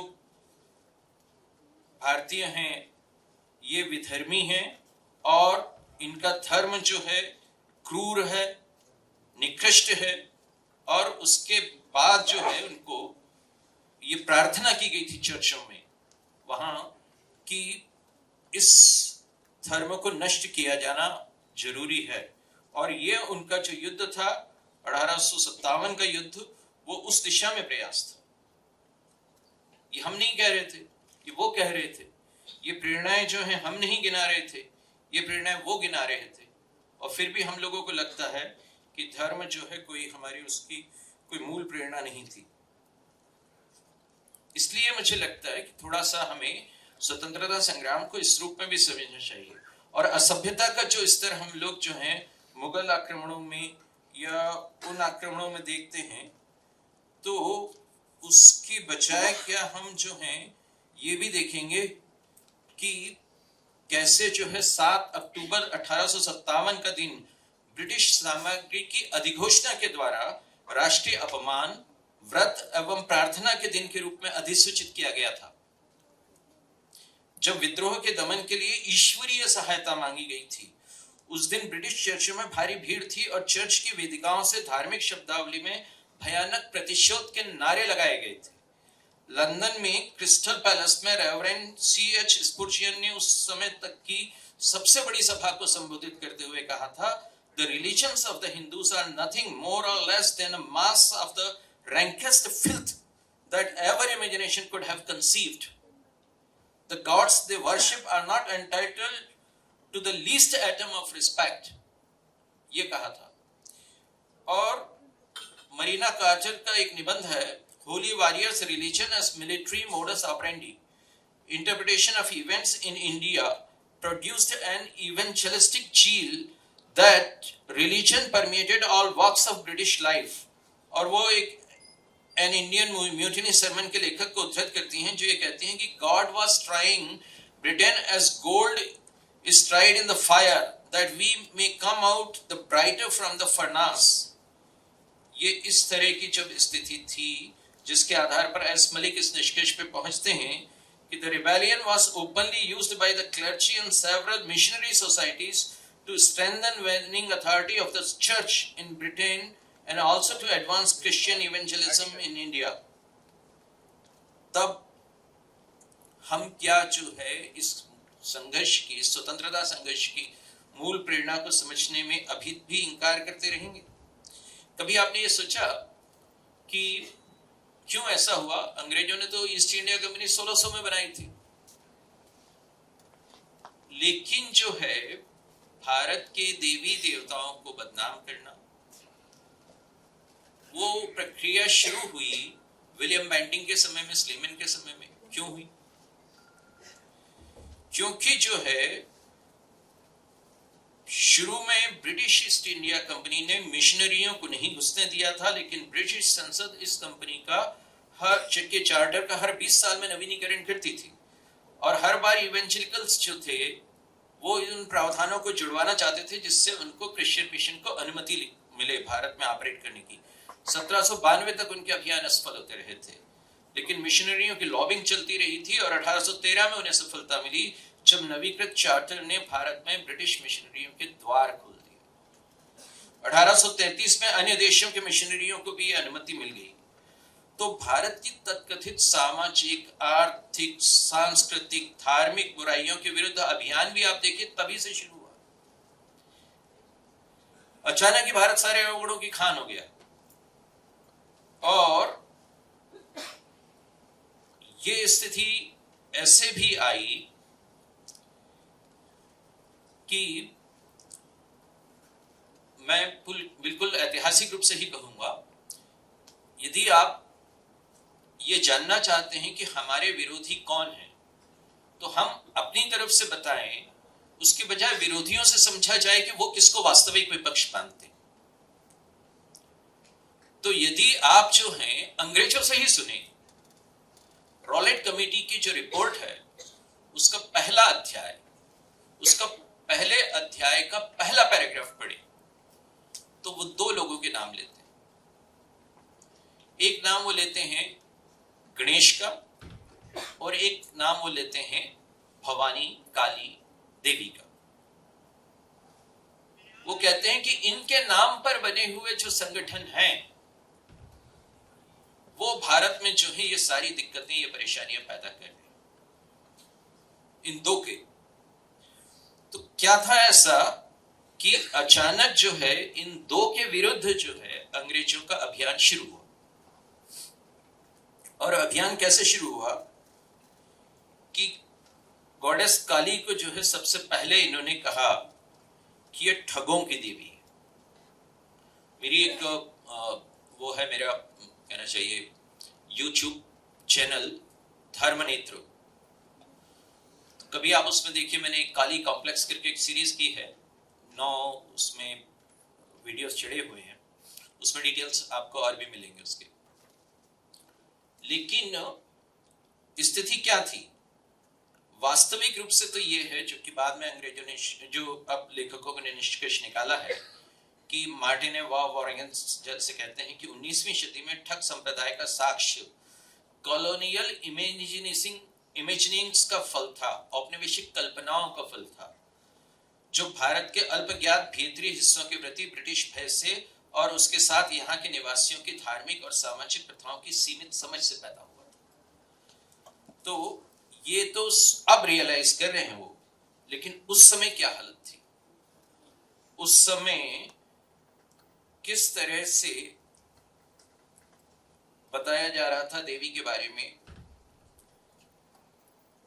ये एक कलकत्ता लिटरेरी गजेट में 3 अक्टूबर 1830 में छपता है। In India, there were devotees who partook in a horrible cult of the goddess Kali. This under the benevolent gaze of the priest of the temple dedicated to her.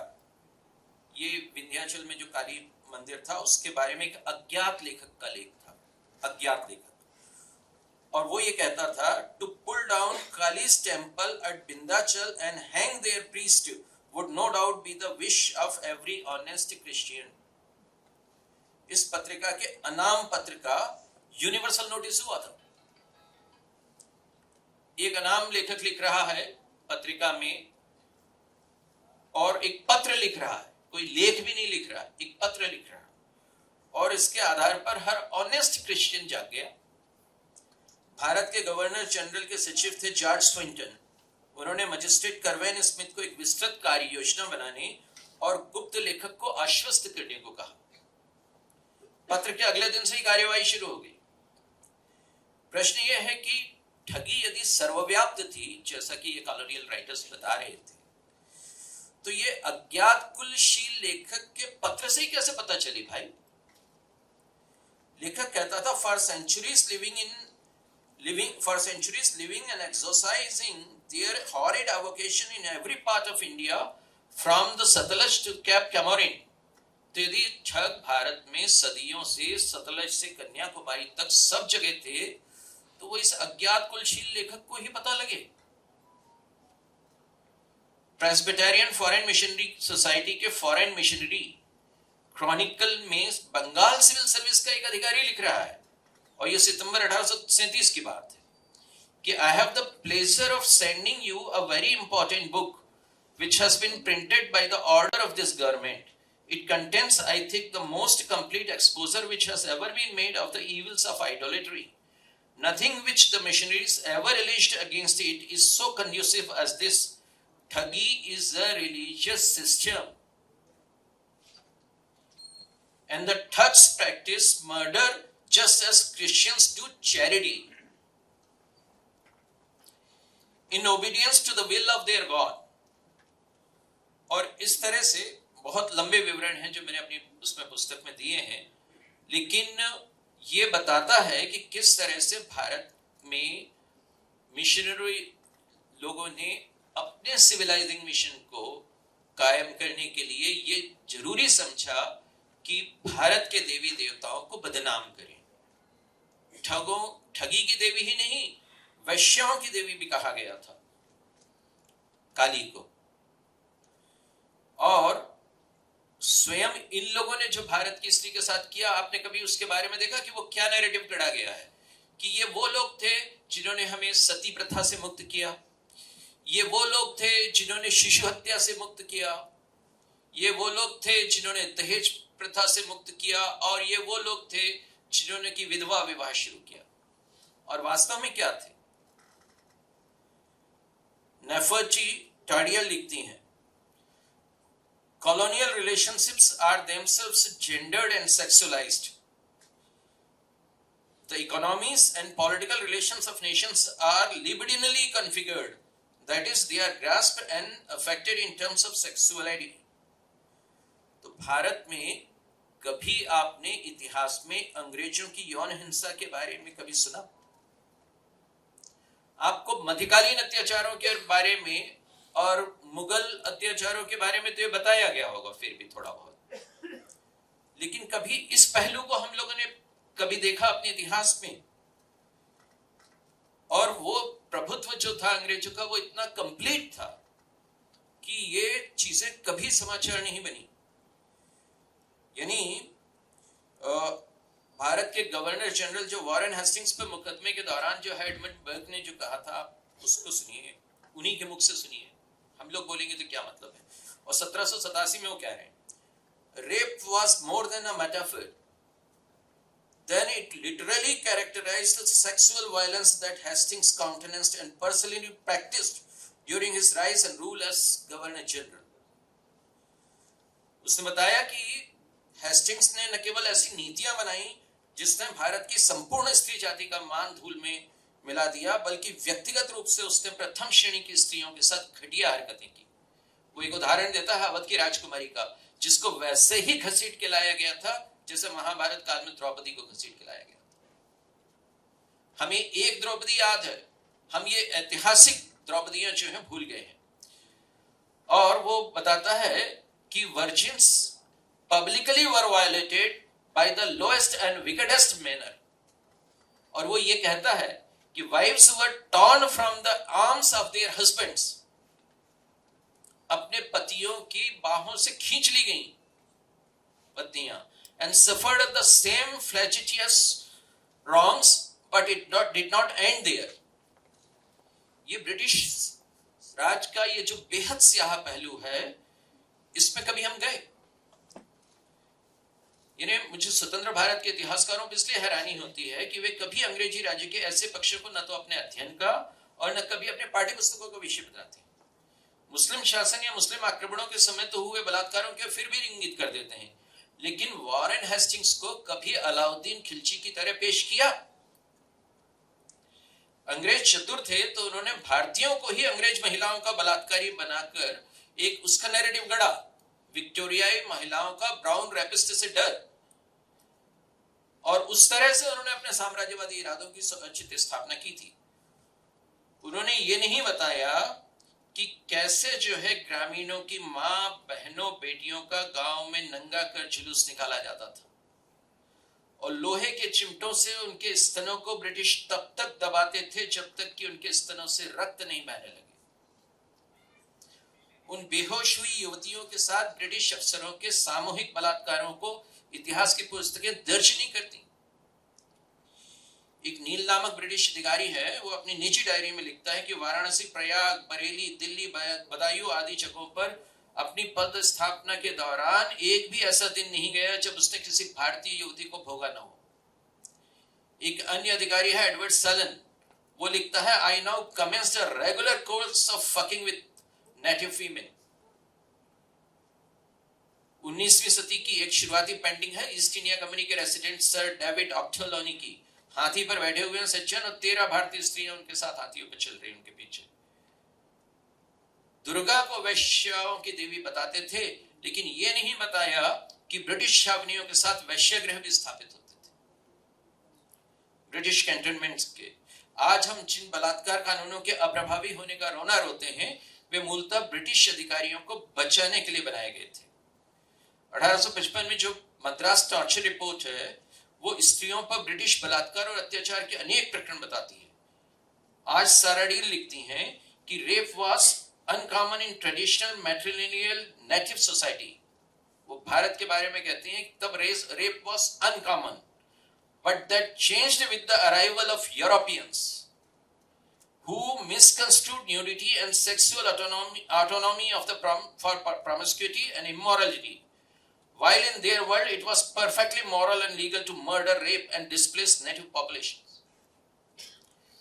Jeremy Paxman बताती हैं कि कैसे British अधिकारी भारत में यौन संभावनाओं के आकर्षण में आते थे। वे लिखती हैं कि sexual relations were quite as exploitative as the East India Company's other relations with India. तो यह समझ में नहीं आता कि कैसे भारत में अंग्रेजों के आगमन से आधुनिक युग की शुरुआत मानने का खेल हमारे इतिहासकारों ने शुरू किया। क्या अपनी बर्बरता में अंग्रेज मध्यकालीन हमलावरों को भी नहीं मात दे रहे थे? क्या उनकी विलासिताएं जो हैं वो सुल्तानों से कहीं कम थीं? 1864 का छावनी अधिनियम कभी देखिए, जो काली को वैश्याओं की देवी कहने वाले लोग कैसे थे उसका पता लगेगा। यह अधिनियम बना ही इसलिए था कि ब्रिटिश और सैनिकों को औरतों की नियमित आपूर्ति वैश्यालयों के माध्यम से होती रहे।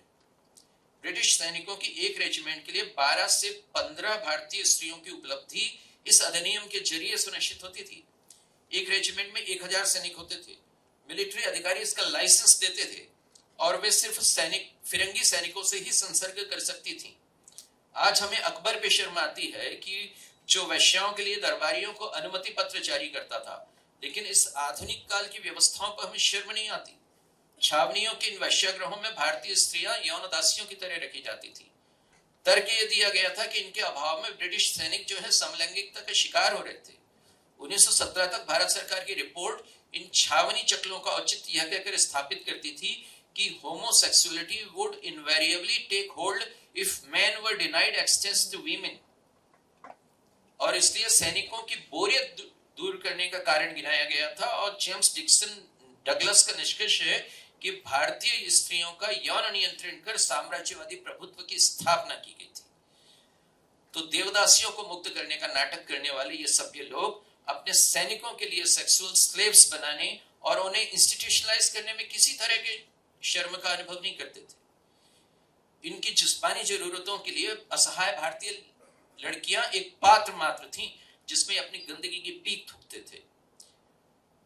2 अमेरिकी महिला मिशनरी ने लड़कियों को सैनिकों के लिए गांव-गांव बस्ती-बस्ती से सैनिकों द्वारा चुनने का जो नजारा देखा था वो उन्होंने यूं रिपोर्ट किया है। The orders specified were faithfully carried out under the supervision of the commanding officers. The commanding officer gave orders to his quartermaster to arrange with the regimental kotwal to take 2 policemen without uniform and go into the village and take from the homes of these poor people their daughters from 14 years and upwards, about 12 or 15 girls at a time. They were to select to the best looking. Next morning, they were all put in front of the colonel and quartermaster. The foreman made his selection of the number required. They were then presented with a pass or license. लड़कियों के लिए मांग पत्र भेजा जाता था।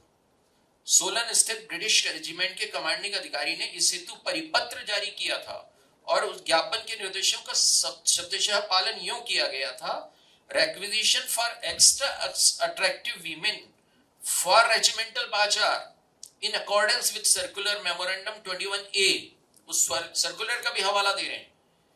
These women's fares by 1 horse conveyances from Ambala to Solan will be paid by Cheshire Regiment on arrival. Please send young and attractive women as laid down in Quartermaster General Circular number 21A. Application has been made to the Cantonment Magistrate of Ambala for others, but up to date none has arrived. Therefore, it is presumed a great difficulty exists in procuring the class of young women asked for. और जो है, जो बहुत लंबी कहानी है, बहुत घृणित कहानी है। इतनी घृणित है कि एक भारत की स्त्री को जो कि ऐसे चुन के लाई जाती थी, एक दिन में 15 से लेकर 20 पुरुषों का सामना करना पड़ता। अब यदि जो है हमारा इतिहास इन अत्याचारों को बिल्कुल ही अचर्चित रखता है और इन लोगों को जो है भारत की स्त्री के जो है मुक्तिदाता के रूप में प्रस्तुत करता है, तो सोचिए कि क्या स्थिति। ये अन्याय जो है, ये काली को बदनाम करके जो शुरू हुआ था, इस अन्याय को खत्म भी कुछ ऐसा ही होना था। और इसीलिए जो है फिर ये हुआ। संयोग नहीं है कि 1857 में जो पलटन जो है, जो सबसे पहले जिसने विद्रोह किया, उसका नाम काली पलटन था। संयोग नहीं है कि दिल्ली में जो पलटन जब वो पहुंची वहां पर, तो जिस मंदिर में रुकी वो देवी का मंदिर था। संयोग नहीं है कि काली के ही जो पूजक थे रामकृष्ण मिशन, रामकृष्ण परमहंस, उन्होंने जो है सबसे पहले उस तरह की चेतना पैदा की जिसके द्वारा जो है विवेकानंद ने अपना वो किया। न केवल विवेकानंद काली के पूजक थे, बल्कि जो है अरविंद जो है काली के पूजक थे। जो युगांतर और अनुशीलन समिति थी उसके जो सदस्य थे वो जो अपनी तरफ से कहना चाहिए कि ब्रिटिश शासन के विरुद्ध जब भी कोई अभियान करने चाहते थे तो अभियान करने से पहले जो है वो एक शपथ लेते थे काली के सामने। और ये सब रोलेट कमेटी की रिपोर्ट में बहुत विस्तार से उन्होंने बताया है। उनका रिक्रूटमेंट जब होता था इन दलों में, जो क्रांतिकारी दल थे, जब युवाओं का रिक्रूटमेंट होता था तो रिक्रूटमेंट करने के वक्त भी जो काली के सामने शपथ दिलाई जाती थी। तो कभी जो है ये प्रेरणाएं जो है हमारे स्वतंत्रता आंदोलन की रही, जो आगे भी चलती चली गई। और आप देखेंगे कि सुभाष चंद्र बोस भी जब भारत से जो है रवाना हुए तो 15 दिन तक जो है भारत से गायब होने से पहले वो काली की ही पूजा कर रहे थे।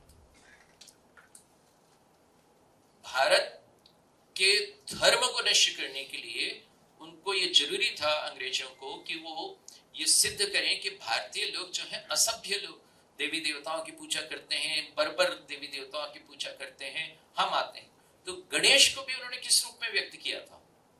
मेरी एक पुस्तक है गणेश पे, गणेश अलग अलग गणनाएं के नाम से।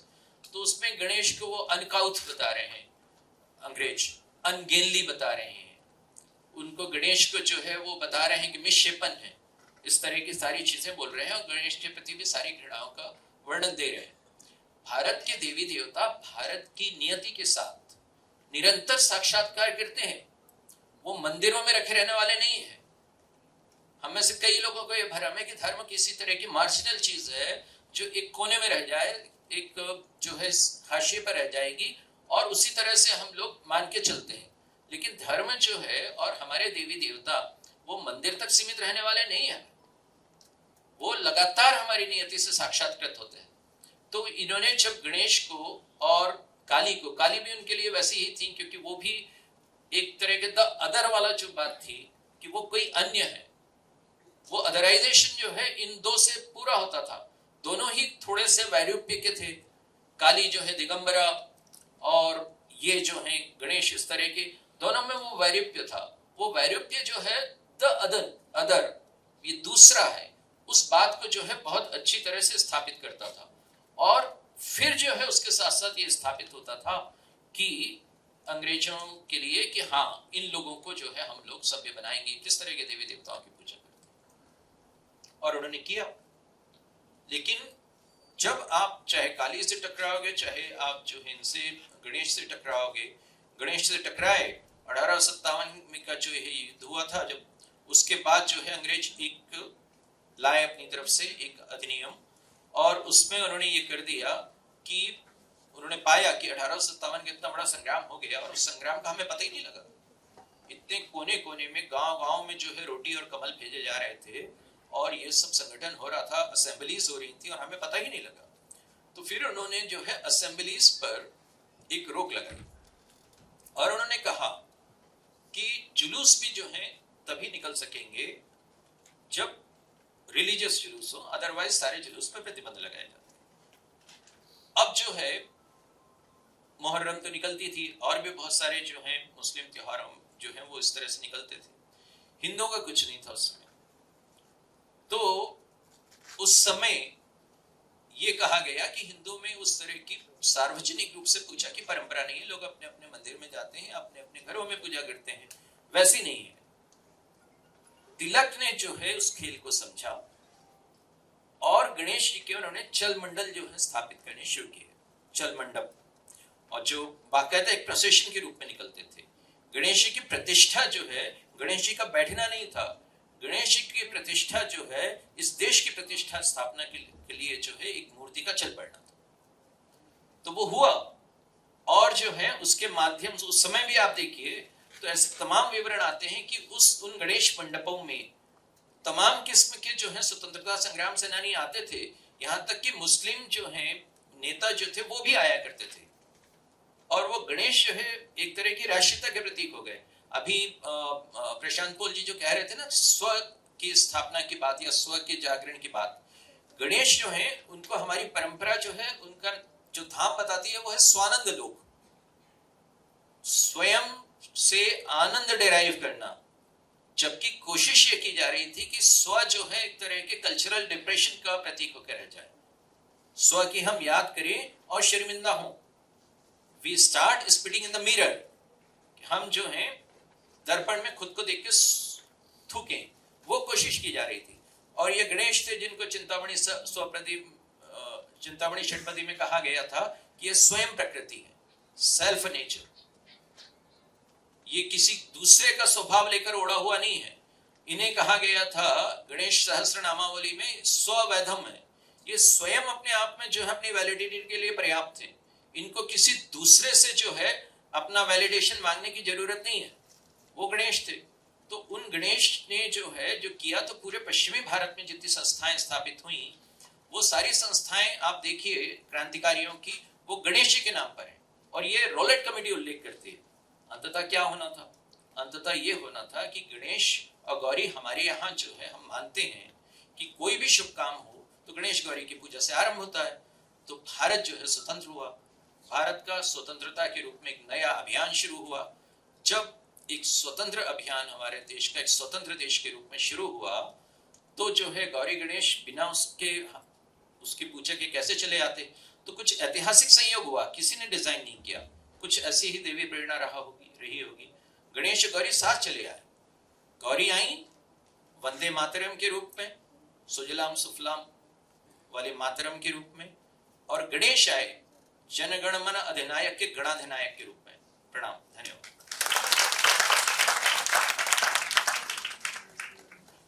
धन्यवाद सर। इसी के साथ हम इस सत्र की समाप्ति की घोषणा करते हैं। धन्यवाद।